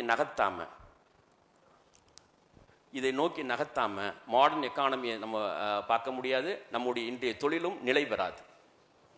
வாங்கி விற்கக்கூடியது இன்ஃப்ளேஷனில் அடித்து காலி பண்ணிட்டு போயிடும். இன்னைக்கு 5 லட்ச ரூபா சம்பாதிக்கிறார் ஒருத்தர், அவர் வந்துட்டு சர்வீஸ் இண்டஸ்ட்ரியில் இருந்தாலும் சரி, 3 லட்ச ரூபா சம்பாதிக்கிறார், வருஷத்துக்கு 5 லட்ச ரூபா சம்பாதிக்கிறாருன்னா நாளைக்கு இதே அடுத்த வருஷம் இதே 5 லட்ச ரூபா அந்த மதிப்போடு இருக்காது, போயிடும். இந்த பணத்துக்கு ஒரு குணம் இருக்குது. இது உயிரற்ற பொருளாதாரம். உயிருள்ள பொருளாதாரம் எது அப்படின்னு சொன்னா அக்ரி எக்கானமி. கிராமங்கள்ல இந்த விவசாயத்துல தேங்காய் வந்துச்சு, மாங்காய் வந்துச்சு, புளிய வந்துச்சு பாருங்க, அது உயிருள்ள எக்கானமி. அதுல வந்தது என்ன பண்ணுவாங்க, அந்த தோட்டத்திலே போட்டு எல்லாம் நம்மளுடைய பாட்டன் முப்பாட்டன் அவங்களுடைய வழக்கம். இங்க ஏகப்பட்ட பேர் எல்லாருமே நிலங்கள் வச்சிருந்தவங்க தானே. அரிசி வந்துச்சு, தேங்காய் வந்துச்சு, குவிஞ்சு கிடக்கும், தோப்புல கிடக்குது. அந்த இடத்துல வச்சு யார் யாருக்கு எதை டிஸ்ட்ரிபியூட் பண்ணணுமோ உறவுகளுக்கு கொடுத்து விட்டு, ஜக்காத்து கொடுத்து விட்டு, அதுக்கு மேலையும் சதக்கா கொடுத்ததுக்கு போக ஜக்காத்து கொடுக்கிறது. ஜக்காத்துன்னு அதுதான், அது கட்டாயம். ஆனா சதக்கா விருப்பம் உள்ளவங்களுக்கு எல்லாம், தேவை உள்ளவங்களுக்கு எல்லாம் கொடுத்தது போக ஜக்காத்தும் கொடுத்து பாக்கி தான் வீட்டுக்கு போகும். தேங்காய் போகும், நெல் போகும், எல்லாம் போகும். அதுக்கு யாருக்கும் பொறாம வராது. இன்னைக்கு ஒரு தொழில ஒருத்தர் 10 லட்ச ரூபா சம்பாதிச்சிருக்காரு, வீட்டு வாசல்ல திண்ணில கொண்டு வந்து 10 லட்ச ரூபாய் கொட்டி வச்சுட்டு யார் யாரு கொடுக்குன்னு சொல்லி யோசிப்போமா? 10 லட்ச ரூபா பணம் வந்துச்சுன்னா என்ன செய்வோம்? பதுக்கு பாதுகாப்பா கொண்டு போ, வீட்டுல கொண்டு போய் பீரோல வச்சு பூட்டை 3 ட்ரிப் இழுத்துப்பாரு. அந்த 10 லட்ச ரூபாயில ஒரு 1000 ரூபாய் குறைஞ்சிருச்சு, வீட்டுல இருக்கக்கூடிய அத்தனை பேர் மேலே சந்தேகம். அதான் இந்த பண பொருளாதாரம். அதுக்கு உள்ள வேறுபாடுகள். ஆனா இன்னைக்கு இல்லை. இந்த பண பொருளாதாரத்தை நீங்க வந்துட்டு மல்டிப்ளை பண்ணலன்னா கரைஞ்சிரும். மல்டிப்ளை பண்ணணும், எதுலயாவது இன்வெஸ்ட் பண்ணி ரெவன்யூ ஜெனரேட் பண்ணிக்கிட்டே இருக்கணும், இல்லைன்னா கரைஞ்சிரும். வருஷம் இன்ஃப்ளேஷன்ல போயிட்டு கரைஞ்சிரும், ஒண்ணும் இல்லாம போயிடும். இப்பவே 100 ரூபாய் இருக்கக்கூடிய பணத்தினுடைய மதிப்பு 100 ரூபாய் இல்லை. இது இஸ்லாமிக் எக்கனாமிக் சிஸ்டம் கிடையாது. என்கிட்ட 1000 ரூபாய் இருக்குன்னா 1000 ரூபாய்க்குள்ள பொருள் என்கிட்ட இருக்கும். 10 வருஷம் கழிச்சு அதை நான் மாத்துவேன், தங்கமா வெள்ளியா, அதுதான் வந்து இஸ்லாமிய பொருளாதாரம். இது வந்து முதலாளித்துவ பொருளாதார ஒரு முறை.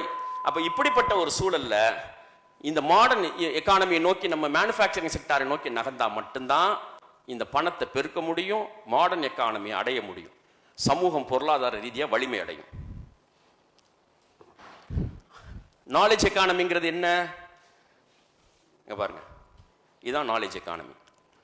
எஜுகேஷன், ரிசர்ச், நெக்ஸ்ட் எம்ப்ளாய்மெண்ட் அல்ல, குற்றம். அது it's a crime.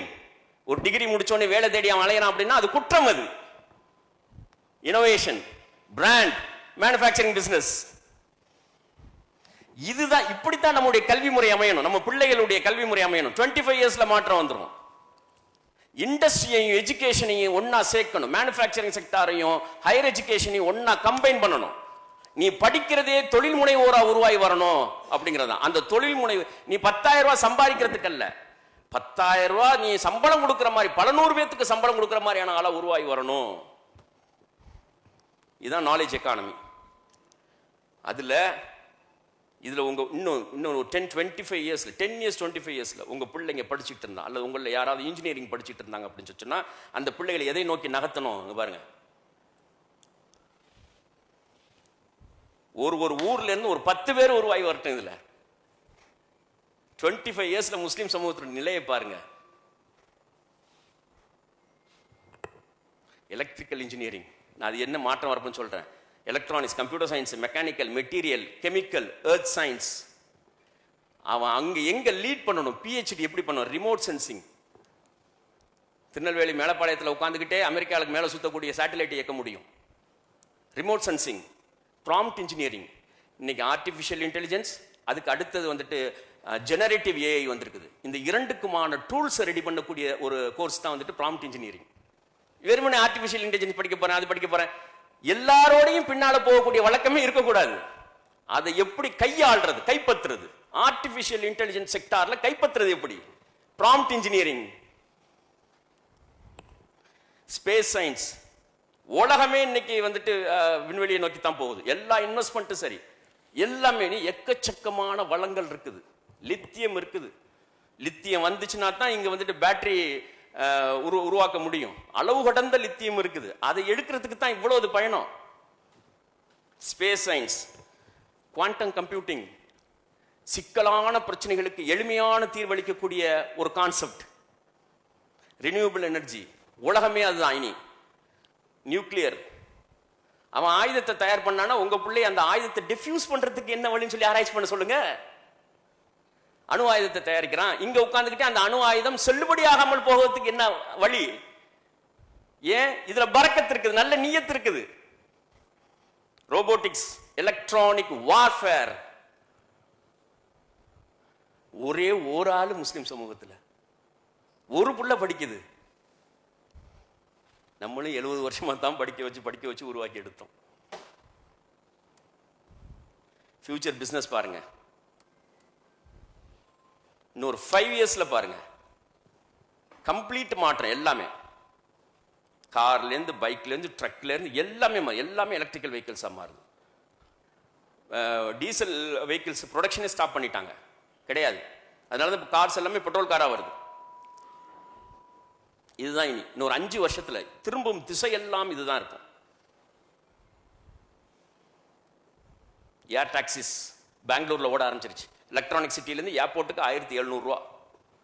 Humanoid robots நம்மளோடு சேர்ந்து வேலை செய்ய போகுது. ஹெல்த் செக்டார்ல, அதே மாதிரி க்ரோசரி ஷாப்ல, ரெஸ்டாரண்ட்ல, எல்லாத்தையும் மனிதர்களோடு இணைந்து பணியாற்றக்கூடிய ஹியூமனைட் ரோபோட்ஸ். நேத்து சைனால வந்துட்டு அதுக்கான ஒரு இது நடந்திருக்குது பாருங்க, மாரத்தான் போட்டி வச்சிருக்காங்க பாருங்க. ஹியூமனைட் ரோபோட்ஸுக்கு அதை வந்து பப்ளிசிட்டி பண்றாங்க, மாரத்தான் போட்டி வச்சிருக்காங்க. சோலார் எனர்ஜி, இவ்வளவு எலக்ட்ரிக்கல் கார் சோர்ஸ், அதுக்கு பவர், மின்சாரம், சோலார் எனர்ஜி. இந்த பசங்க தான் நான் சொன்னது, இந்த 3 பேர் பசங்க தான் சொன்னது. கத்தார் கவர்மெண்ட்ல இருந்து ஃபண்ட் வாங்கி இப்போ வந்து டெவலப் பண்ணிட்டு இருக்காங்க. நானோ சேட்டலைட்ஸ். மூளைக்கு மூளை இப்போ பிளாஸ்டிக் பேப்பர் குமிஞ்சு கிடக்குது பாருங்க. இன்னொரு 5-10 வருஷத்துல இந்த பிளாஸ்டிக் பேப்பர் மாதிரி பல விஷயங்களுக்கு உபயோகப்போகுது. நான் சொல்றேன். அடுத்தது green building and smart cities. Construction ஃபீல்ட்ல இருக்கிறீங்க. இன்னும் நம்ம பசங்க வந்துட்டு BE computer science, civil engineering முடிச்சுட்டு, அல்லது ஆர்கிடெக்ட் முடிச்சுட்டு, இது ஸ்ட்ரக்சரல் இன்ஜினியரிங் முடிச்சுட்டு, இதே கம்பி, சிமெண்ட், மண்ணு, எப்படி மாற்றம் வரும்? கொஞ்சம் மாத்தி சிந்திக்க வேணாமா? அடுத்து கன்ஸ்ட்ரக்ஷன் மெட்டீரியல்ஸ் என்ன உருவாகி வருது, அதை மாத்தி எலக்ட்ரிசிட்டி டெவலப் பண்ணக்கூடிய, ஜெனரேட் பண்ணக்கூடிய பெயிண்ட் வந்துருச்சு. சோலார் பேனல்ஸ் எல்லாம் தேவையில்லை. அந்த செவத்துல அந்த பெயிண்ட் அடிச்சு விட்டா போதும், அந்த பெயிண்டே வீட்டுக்கு தேவையான எலக்ட்ரிசிட்டி ஜெனரேட் பண்ணும். Green building and smart cities. Next agri business and food processing. உலகத்தை ஆள போகக்கூடிய துறைகள். ஜெனரிக் ட்ரக் மேனுஃபேக்சரிங், இதுல ரிசர்ச், பயோமெடிக்கல் இன்ஜினியரிங் படிக்கிறது, மைக்ரோபயாலஜி படிக்கிறது, மருந்தை கண்டறிவது, மருந்து கொடுக்கிறது இல்ல, மருந்தை கண்டறிவது. அடுத்து பாருங்க, டிஃபென்ஸ் இண்டஸ்ட்ரி. கவர்மெண்ட் வந்து ஒரு பாலிசி ரெடி பண்ணி மேனுஃபேக்சரிங் ஸ்டார்ட் பண்ணிட்டாங்க. பாருங்க, 3 திருச்சி இருக்கு பாருங்க, துப்பாக்கி தொழிற்சாலை இருக்குது, பிஹெச்எல் இருக்குது, ஆர்டினன்ஸ் ஃபேக்டரி இருக்குது, கனெக்டட் கோயம்புத்தூர். ட்ரோன்ஸ் தயார் பண்றாங்க, எல்என்டி இருக்குது, டாடா இருக்குது, எல்லாத்துக்கும் மஹிந்திரா இருக்குது, எல்லாத்துக்கும் ஓபன் பண்ணி விட்டு, அதுதான் வந்துட்டு இந்த ஆத்ம நிர்பர் திட்டம்னு சொல்லுவாங்க பாருங்க. அதுதான், அதனாலதான் 8 வழிச்சாலை போடப்படுது. எங்க? தருமபுரியில இருந்து, சேலத்துல இருந்து காட்டுப்பள்ளி துறைமுகத்துக்கு, அதானியினுடைய காட்டுப்பள்ளி துறைமுகத்துக்கு. இந்த 3 இணைச்சு திருச்சி, கோயம்புத்தூர், சேலம், ஒசூர், காட்டுப்பள்ளி. டிஃபென்ஸ் காரிடோர் என்னென்ன? இது எல்லா கம்பெனிஸும் இருக்குது, ரெடியா இருக்குது. மேனுஃபேக்சரிங்க்கு அவங்க வந்துட்டு ஆர்டர் கொடுத்துட்டாங்க. ட்ரோன்ஸ் தயாரிக்கணும். கோயம்புத்தூர் போயிருந்தேன் 6 மாசத்துக்கு முன்னால. எந்த அளவுக்கு கோயம்புத்தூர் டெவலப் ஆயிருக்கு தெரியுமா? வேளாண் குடிகளாக இருந்த சமூகம் இந்த ஒரு 40-50 வருஷத்துல டாட்டாவினுடைய 40% ஸ்பேர் பார்ட்ஸை ஒரு கம்பெனி கொடுக்குது. கோயம்புத்தூர்ல இருந்த ஒரு கம்பெனி கொடுக்குது. ஜெர்மனியில வந்து மெக்கானிக்கல் இன்ஜினியரிங்ல PhD முடிச்ச ஒருத்தர். இதான் எலக்ட்ரானிக் வார்ஃபேர்ஸ். இனி மரபு சார்ந்த ஆயுதங்கள்லாம் கிடையாது, அதெல்லாம் முடிஞ்சு போச்சு. முழுக்க முழுக்க ரிமோட் கண்ட்ரோல்ல இயங்கக்கூடியது. போர் வீரர்கள் கிடையாது. ஸ்பெஷலைஸ்டு போர் வீரர்களை சைனீஸ் கவர்மெண்ட் உற்பத்தி பண்ணிருக்குது. ஜெனட்டிக்கலி மாடிஃபைடு ஹியூமன்ஸ், இவ்வளோ பெரிய உடம்போடு, இவ்வளோ தொடையோடு 6 அடி உயரத்துக்கு மனிதர்களை உற்பத்தி பண்ணியிருக்கிறாங்க. இந்த உலகமே இதை நோக்கித்தான் போயிருக்குது. Warfare generation that can start modern Wars. Invisibility, பார்வையில் படாத போர்கள், கண்ணுக்கு தெரியாதது. நம்ம இந்த இடத்துல நம் சமூகம் என்ன படிச்சுட்டு இருக்கு, எந்த நிலைமையில நிக்கிறோம்னு பாருங்க. இந்தியாவினுடைய அந்த ஆயுத ஏற்றுமதி வந்துட்டு 150 விழுக்காடு அதிகரிச்சிருக்கு இந்த 3 வருஷத்துல. 150% இன்க்ரீஸ் ஆயிருக்குது. எல்லா மேனுஃபேக்சரிங் பெரிய பெரிய கம்பெனிகளும் கோயம்புத்தூர், பெங்களூர். அதனால குவிய போகுது என்ன தெரியுமா? இந்த பிளாஸ்டிக் பை குவிஞ்சு கிடக்குது பாருங்க, தெருவுக்கு தெருவு, குளத்துக்கு குளம், அந்த மாதிரி இது குவிய போகுது.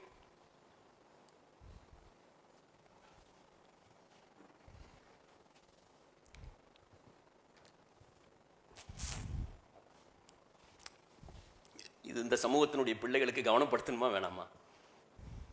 படிச்சு வரக்கூடிய பிள்ளைகளுடைய கவனத்தை கொண்டு போய் சேர்க்கணுமா வேணாமா?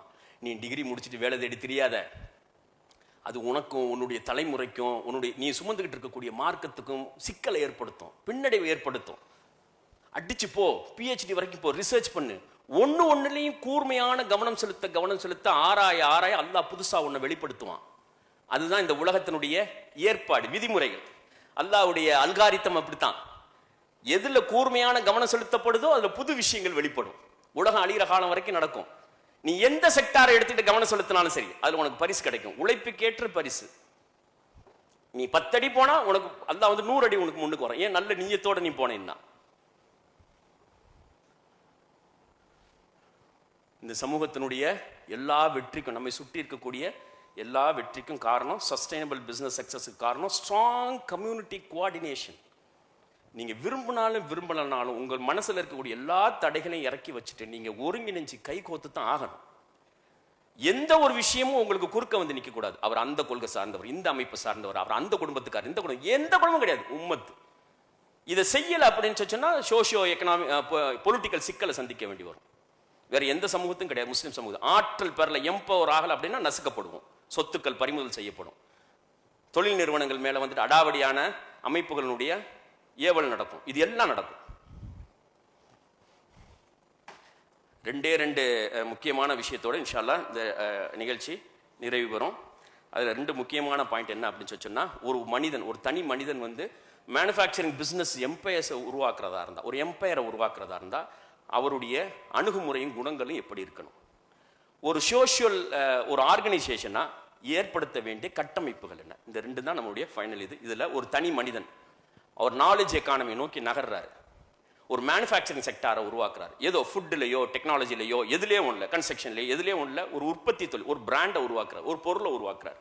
அவருடைய குணங்கள் எப்படி இருக்கணும், அணுகுமுறை எப்படி இருக்கணும்? ஹையால சலா ஹையாலல் ஃபலா.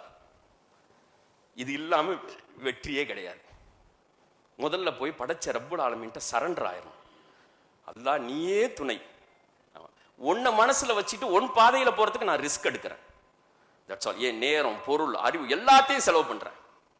அதனால அதிகமான நேரம் அவர் அந்த சுண்ணத்தான தொழும்போது சஜிதால இருக்கணும். 2 வகையான நன்மை ஏற்படும். இந்த ஃப்ரண்ட் லப்னு சொல்லக்கூடிய இந்த முன்னெற்றி இருக்கு பாருங்க, அது அழுத்தப்பட காக்னிட்டிவ் ஆக்சஸ் நடக்கும், அதிகமாக அறிவுசார் வேலைகள் நடக்கும். முன்னெற்றியில தான் அல்லாஹ் எல்லாத்தையும் படைச்சிருக்கான். அதனாலதான் ஒரு சின்ன யோசனை வரவொடனே நம்ம எதை தடவுறோம்? என்னடா இது நெத்தி, அது ஏன் பின்னால தடவல? ஆமா, கோயிலில் போனோன்னு எப்படி குட்டு போட்டுக்கிறாங்க? ஏன் திருநீரை நெத்தியில தடவுறாங்க?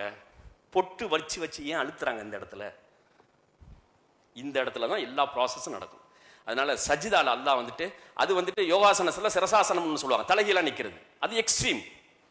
ஆனா நிதானமான அணுகுமுறை, மூளைக்கு ரத்தம் ஃப்ளோ ஆகி அல்ல அங்கே செக் போஸ்ட்டை வச்சிருக்கான் நரம்புல. அதனால தான் பிடரி நரம்பினர்கள் நான் இருக்கிறேங்கிறான். இந்த செக் போஸ்ட் இங்கேருந்து என்ன பண்ணுது, மருத்துவர்கள் நிறையா இருக்கிறாங்க, அவங்களுக்கு தெரியும். உடம்புலேருந்து ஃப்ளோ ஆகி வரக்கூடிய பிளட்டை டெஸ்ட் பண்ணி என்ன ப்ரெஷரில் இருக்குது, என்ன கண்டிஷனுக்கு பார்த்து தான் மேலே மூளைக்கு அனுப்பும். அவ்வளோ ஈஸியால மூளைக்கு அனுப்பிச்சிடாது. ரிட்டர்ன் வர்றதையும் அது என்னென்ன கொண்டுட்டு வருதுங்கிறத பார்த்து தான் கீழே அனுப்பும். செக் பாயிண்ட் எல்லாம் வந்துட்டு இந்த பிடரியில் வச்சிருக்கிறான். அதனால அதிகமாக சஜிதா செய்வது, சரியான நேரத்துக்கு தொழுக, குறித்த நேரத்துக்கு தொழுக, அல்லாஹ்வுடைய சட்டதிட்டங்களுக்கு உட்பட்டவனாக தன்னை ஆக்கிக் கொள்வது. இதுதான் ஒரு பிசினஸ் எம்பையரை உருவாக்குறதுக்குனான ஃபண்டமெண்டல் அடிப்படை ஒரு மூமினுக்கான பண்பு. மற்ற எல்லாத்துக்கும் வந்துட்டு அவங்களுடைய விஷயம் சார்ந்தது. ஆனா முஸ்லிம்களுக்கு அல்லாஹ் சிறப்பு வழியை கொடுத்திருக்கான், ஒரு ஒரு ஒரு பைபாஸை கொடுத்திருக்கான் சக்சஸுக்கு. சலாஹ், தொழுகை. ஒரு நிறுவனத்தை வந்துட்டு சேரிட்டி கமிட்மெண்ட்டுக்குள்ள கட்டாயப்படுத்திக்கிறது. என்னுடைய தொழில் நிறுவனத்தினுடைய ஆண்டு வருவாயில 10, 20, 30% இன்னென்ன பணிகளுக்குன்னு சொல்லி அந்த வட்டத்துக்குள்ள போயிடுறது. உங்க கேர் ஆஃப்ல நீங்க பல பேர்த்து வச்சிருக்கிறீங்க அப்படின்னு சொல்லி சொன்னா அல்லாஹ்வுடைய அருள் அதுக்கு இருக்குது, அவங்க செய்யக்கூடிய பிரார்த்தனைகள் இருக்குது. ஆமா, அதுக்காக தர்மம் தலையா சும்மாவை சொல்லி வச்சாங்க. என்எஸ் கிருஷ்ணன் உங்களுக்கு தெரியும், யாருக்கெல்லாம் தெரியும்? பெரியவங்க எல்லாத்துக்கும் தெரியும், சின்னவங்களுக்கு வந்துட்டு தெரியாது. ஆமாம், தமிழ்நாட்டினுடைய மகத்தான ஒரு திரைப்பட நடிகராக, ஒரு நகைச்சுவை நடிகராக, திராவிட இயக்க கருத்துக்களை மக்களிடம் கொண்டு போய், பெரியாருடைய கருத்துக்களை மக்களிடம் கொண்டு போய் சேர்த்த மகத்தான ஒரு நடிகர். அற வாழ்க்கை வாழ்ந்தவர், ஒழுக்க வாழ்க்கை வாழ்ந்தவர். அவருடைய மனைவி ராஜம், 2 பேரும் தான் நடிப்பாங்க. அந்த ராஜம் வேறு யாரு கூடயும் வந்துட்டு நடிக்காது, இவரோட மட்டும்தான் நடிக்கும், என்எஸ் கிருஷ்ணனோட மட்டும்தான் நடிக்கும். என்எஸ் கிருஷ்ணன் வந்துட்டு தாராளத்தன்மை, சம்பாரிச்சது எதையுமே அவர் கையில் வச்சுக்கல, எல்லாத்தையும் வாரி வாரி வழங்கக்கூடியவராக இருந்தார். ஒரு கட்டத்தில் வந்துட்டு அவர் வெள்ளிச்சம் கோவலையில் வந்துட்டு தண்ணி குடிச்சிட்டு இருக்கிறாரு, ஜூஸ் குடிச்சிட்டு இருக்கிறார். அப்போ எதிராக வந்த ஒருத்தர் வந்து கேட்கணும், அந்த நேரத்தில் அவர்கிட்ட எல்லாத்தையும் கொடுத்து ஒன்றுமே இல்லை, கொடுக்கறதுக்கு ஒன்றுமே இல்லை.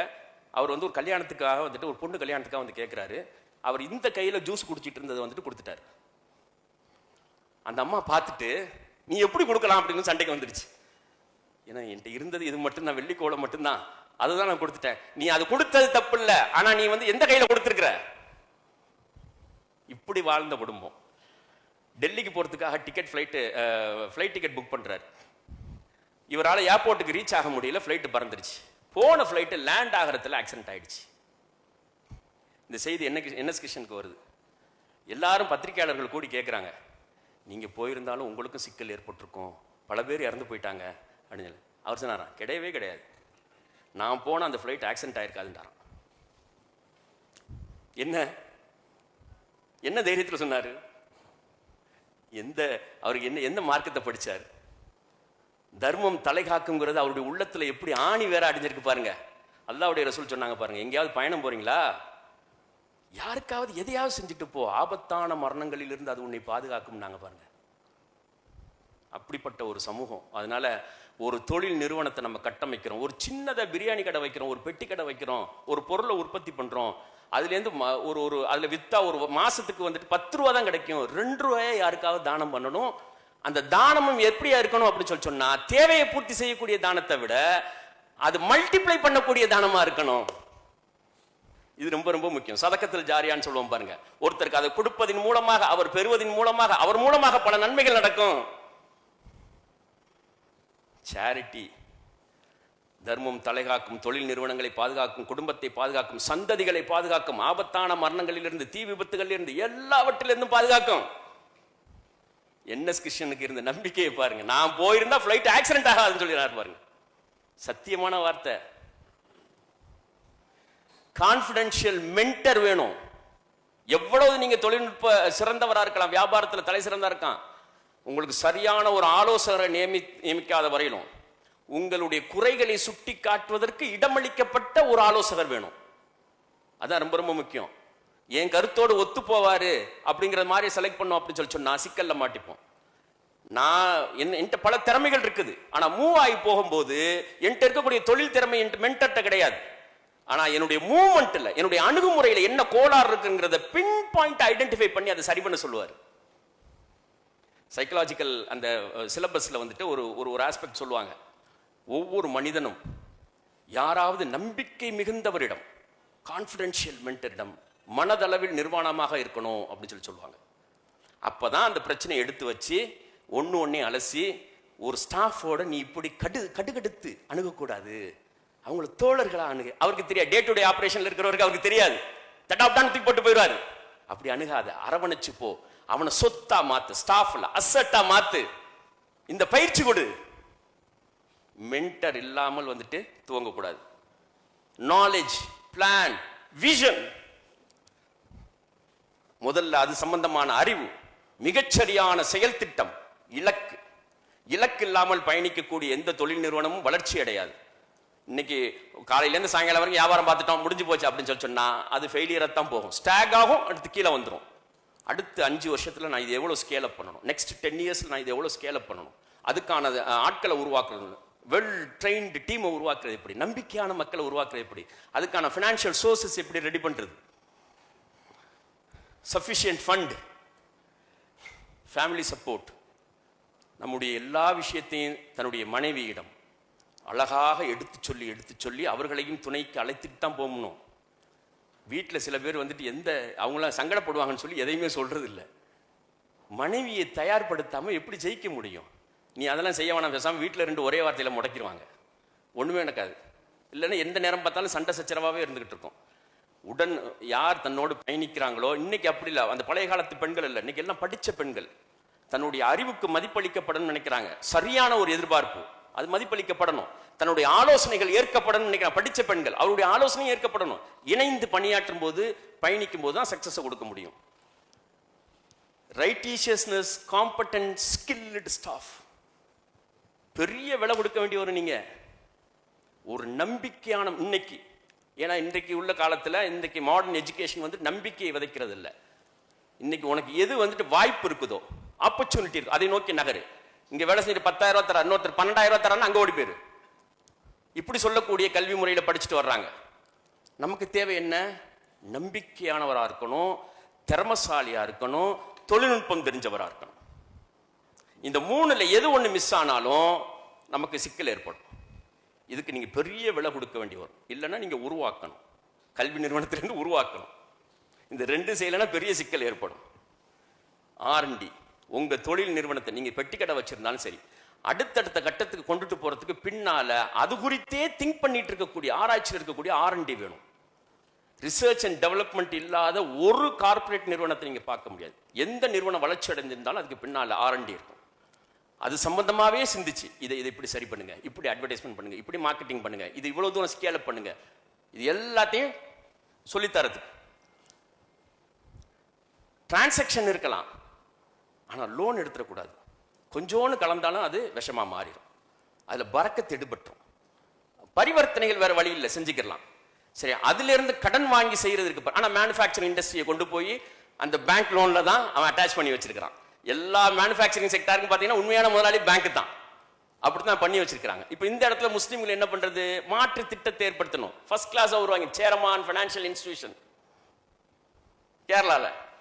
ஸ்டேட் கவர்மெண்ட்டும் சேர்ந்து 3000 கோடி ரூபாய் அதுக்கு காப்பஸ் ஃபண்டை போட்டு ரெடி பண்ணி வச்சிருக்காங்க.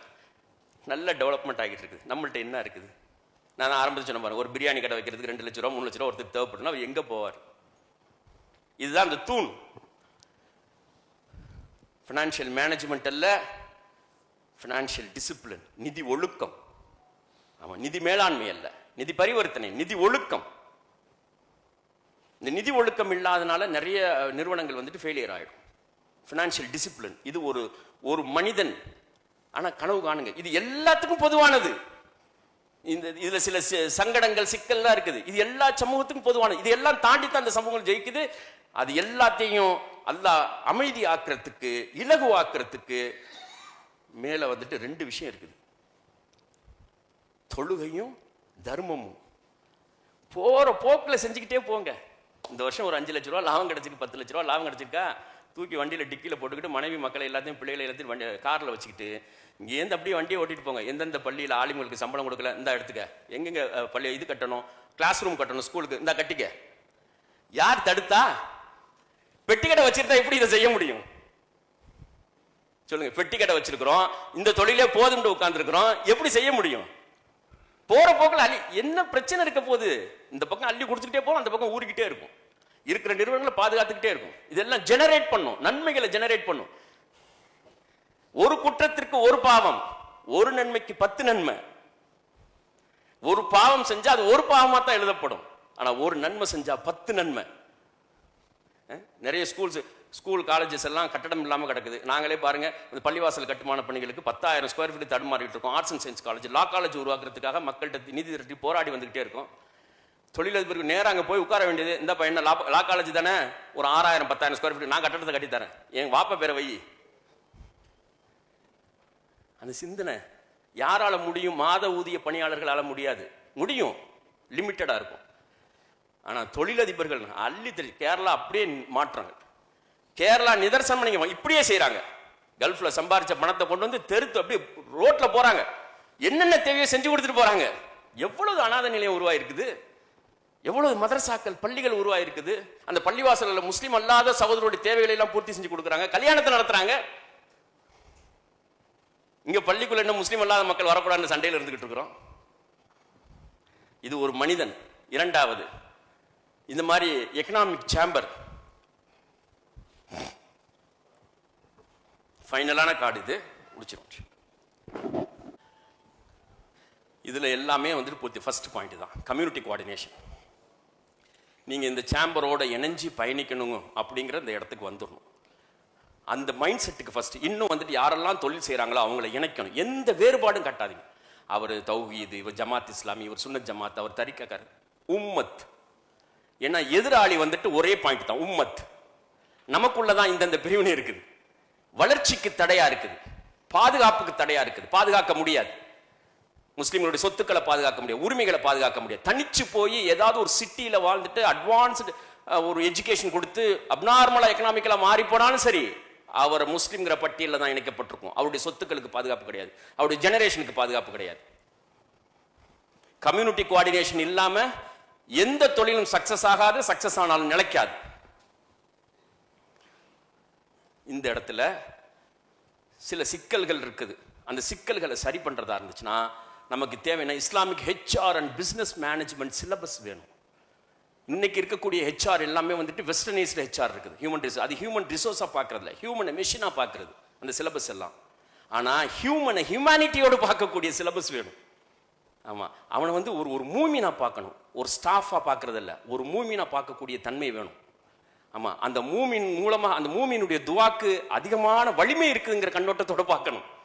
அவர் வந்து கிளீனிங் பண்ணக்கூடியவரா இருந்தாலும் சரி, அந்த இன்னும் சொல்ல போனா அது மனித உயிரா பார்க்கணும். அல்லாஹ் படைச்சிருக்கக்கூடிய மனித உயிர். அது முஸ்லீம் நான் முஸ்லீம் அது வேற பக்கம், அல்லாஹ்வுடைய உயிர் இது. நாளைக்கு அது சாட்சி சொல்லும். அந்த கண்ணோட்டத்தின் கூடிய சிலபஸ் எங்க இருக்கு நம்மள்ட்ட? இதெல்லாம் கேபிட்டலிஸ்ட் சிலபஸ், மனிதனை இயந்திரமாக மாற்றக்கூடிய சிலபஸ். உயிர் உள்ள சிலபஸ் இல்லை நம்மள்ட்ட. அது உருவாக்குறதுக்கான டீம் இல்லை. இந்த அமைப்பு வந்து ஃபர்ஸ்ட் செய்யணும். அதாவது கருத்தியல் ரீதியாக வலிமையான சித்தாந்தங்களை வடிவமைக்கக்கூடிய ஆற்றல் பொருந்தியவர்கள் உருவாக்கணும். பிசினஸ் மேனேஜ்மெண்ட் சிலபஸ் வேணும். அதுல பரக்கத்திற்கும் ஈரம் இருக்கும், உயிர் இருக்கும். அதை ஃபாலோ பண்ண வளர்ச்சியை உங்க கண்ணு முன்னாலே நீங்க பார்க்கலாம். Islamic life style and corporate trainers. நான் இவ்வளவு பேர் சாமியார்களை போட்டேன் பாருங்க. நீங்க ஒரே ஒரு முஸ்லீம் ஆலிமை நீங்க காட்டுங்க, கார்பரேட் ட்ரைனரா இருக்காரு, லீடர்ஷிப் ட்ரைனரா இருக்காரு, ஒரு முஸ்லீம் ஆலிமை நீங்க காட்டுங்க. இவ்வளவு அமைப்புகள் இருக்குது, இவ்வளவு மதரசாக்கள் இருக்குது. ஒருத்தர் நீங்க சொல்லுங்க. ஆன்மீக ரீதியாக அந்த உள்ளத்தை மைண்டை ட்ரெயின் பண்ணக்கூடியவர். ஏன் சண்டை வருது? அண்ணன் தம்பி சேர்ந்து பிசினஸ் பண்றாங்க, சண்டை வந்துருது, முரண்பாடு வந்துருது. 4 பார்ட்னர்ஸ் சேர்ந்து பண்றாங்க, முரண்பாடு. ஏன்? டீட் இல்ல, பார்ட்னர்ஷிப் டீட் இல்ல, கம்பெனி லீகல் டீடு தான் இருக்குது. இந்த நாட்டினுடைய பார்ட்னர்ஷிப் டீடு தான் இருக்குது. இஸ்லாமிக் பார்ட்னர்ஷிப் டீடு வேணும். அதுல இருந்து இது கொஞ்சம் வேறுபட்டது. உழைப்புனா என்ன, முதல்னா என்ன, பொருள்னா என்ன, இது வேறுபடுத்தி சொல்லணும் ஃபுல்லா. அன்னைக்கு இருந்த முதலுக்கு முதல் செய்யறவரும் உழைப்பு செய்யறவரும் ஒரே சம அளவுங்கிறது அது அன்னைக்கு இருந்த, அது பொருள், அது பணம் இல்லது. வணிக கூட்டம் போனுச்சு அப்படின்னா பணத்தை கொண்டுட்டு போகல, பொருளை கொண்டு போய் வித்துட்டு கொண்டு வந்து திருப்ப ஒப்படைச்சிட்டு லாபம் கிடைக்கும். இன்னைக்கு பணம், இதுக்கு என்ன வேல்யூ? அதனால பார்ட்னர்ஷிப் டீட் இருந்துச்சு அப்படின்னா எக்ஸலண்டான பிசினஸ் நிறுவனங்கள் உருவாகி வரும், கார்பரேட் நிறுவனங்கள் உருவாகி வரும். இஸ்லாமிக் பார்ட்னர்ஷிப் டீடை உருவாக்கிடலாம். பெரிய விஷயம் கிடையாது. ஒரு 2-3 சிட்டிங் உட்காந்தா எக்ஸலண்டான ஒரு அவுட்புட்டை கொண்டுட்டு வந்துடும், அவுட்லைனை கொண்டுட்டு வந்துடலாம், அதுலேயும் டெவலப் பண்ணி கொண்டு போயிடலாம். உலக நாடுகள் எல்லாத்துலேயுமே இருக்குது. எடுத்து நம்ம நாட்டு சூழலுக்கு தகுந்த மாதிரி டிசைன் பண்ண வேண்டியது தான், ட்ரெயின் பண்ண வேண்டியது தான். அதைத்தான் இந்த சேம்பர் வந்துட்டு நம்மளுடைய முதன்மையான பணியாக இருக்கணும். Legal and auditing team. நீங்கள் வந்து எங்கேயும் நடக்காத அநியாயம் 2 வருஷத்துக்கு முன்னால் நடந்துச்சு. தீபாவளி 2 நாளைக்கு முன்னால் பல முஸ்லீம் இந்த வர்த்தக நிறுவனம், தட் இஸ் டெக்ஸ்டைல் நிறுவனங்கள் வந்துட்டு ரைடு விடப்பட்டுச்சு. 3 நாள் எடுத்து மூடப்பட்டுருச்சு. கோடிக்கணக்கான ரூபா லாஸ் ஆனிச்சு. தஞ்சாவூரில், கும்பகோணத்தில் 2 வருஷத்துக்கு முன்னால். என்ன காரணம்? சரியான சட்ட ஆலோசகரும் இல்லை அவங்களுக்கு, ஆடிட்டிங் டீமும் சரியான டீம் இல்லை. இது பொலிட்டிக்கலாகவும் வந்துட்டு ரோல் பிளே பண்ணணும். இந்த 3 வகையான பாதுகாப்பு இருக்கணும். தொழில் நிறுவனங்கள், நீங்கள் கல்ஃப் கண்ட்ரீஸில் வந்துட்டு மலையாளிகள் சக்ஸஸ் ஆனதுக்கு காரணம்னா, நீங்கள் எத்தனை கோடி ரூபா சம்பாதிச்சாலும் அது யார் பக்கத்தில் இருக்கிறவங்க யார் என்னன்னு பார்க்க மாட்டான். எவ்வளவு கோடி ரூபா நீங்கள் சம்பாதிச்சாலும், அந்த நாட்டினுடைய சட்டம் அப்படித்தான். இன்கம் டேக்ஸ் கிடையாது, சேல்ஸ் டேக்ஸ் கிடையாது, ஒன்றுமே கிடையாது. இப்போ தான் ஜிஎஸ்டி போட்டிருக்காங்க. அவங்க சொல்றாங்க நீ சம்பாரின்னு தான் சொல்றாங்க. ஷேக் முகமது ஓப்பனா சொல்றாரு, இங்க சம்பாதிக்கிறதுக்கு வா, அதிகமாக சம்பாரி அப்படிதான் சொல்றாரு. இங்க ஒரு கடையில கூடுதலாக வந்து கொஞ்சம் வியாபாரம் நடந்துருச்சு அப்படின்னா அதை சுத்தி இருக்கிறவங்க அத்தனை பேத்துக்கும் பொறாம வந்துடும். ஏன்னா அந்த பாய் கடையில் இவ்வளோ வியாபாரம் நடக்குது. இதை நீங்கள் வந்துட்டு லீகலாக அதே மாதிரி அக்கௌண்ட்ஸை பாதுகாக்கிறது மூலமாக வந்து பொலிட்டிக்கலாகவும் சோஷியலாகவும் சேஃப்கார்ட் பண்ணணும். இல்லைன்னா சிக்கல் ஏற்படும். பக்காவான லீகல் டீம் தேவை, ஆடிட்டிங் டீம் தேவை. ஆடிட்டர்ஸை வந்துட்டு நீங்கள் வந்து லா படிக்க வச்சு உருவாக்கி எடுக்கணும். ஹெச் ராஜா மாதிரி அவன் ஆடிட்டரு ப்ளஸ் லாயர். ஏதாவது ஒரு ப்ரொஃபஷனல் இதில் தான் நம்ம பணியாற்ற முடியும். லீகலாக வந்து ப்ராக்டிஸ் பண்ணணும், ஆடிட்டிங் தெரிஞ்சிருக்கணும். அந்த மாதிரி ஆள் யார் இருக்கிறா? சட்டம் படிச்சது எதுக்கு இத்தனை ஆண்டுமே இன்னும் இப்படி சட்டம் படிச்சது வந்து சம்பாத்தியத்துக்குன்னு சட்டம் படிச்சு வச்சிருக்கிறோம். இதை விட மோசமான எதுவும் இருக்குதா? அது நாட்டினுடைய அதிகாரத்தை உழுக்கக்கூடிய ஒரு ஃபீல்டு. அது புடிச்சு உழுக்கிறோம். ரிசர்ச் அண்ட் டெவலப்மெண்ட் வேணும். எம்எஸ்எம்இ பிசினஸ் ஐடியாஸ் கொடுக்கக்கூடிய ஒரு அற்புதமான ஒரு டீம் இருந்துச்சுன்னா புதிய புதிய தொழில் செய்யக்கூடியவங்களுக்கு அந்த பயிற்சி அளிப்பதற்கு வசதியா இருக்கும். எம்எஸ்எம்இல சிறு குறு தொழில் சம்பந்தமான திருநெல்வேலி சேம்பர் வந்துட்டு அதுக்கு பயிற்சி கொடுக்குறாங்க அப்படிங்கிறதுக்கான ஆராய்ச்சிகள் அதுக்கு தேவை.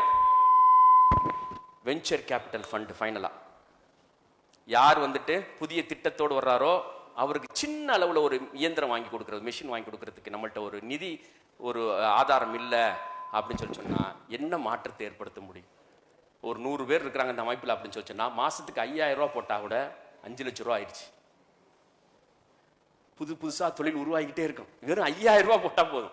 நம்ம காருக்கு பெட்ரோல் போடக்கூடிய காசு கூட இல்லது, இல்லைன்னா போனுக்கு ரீசார்ஜ் பண்ணக்கூடிய காசு கூட கிடையாது.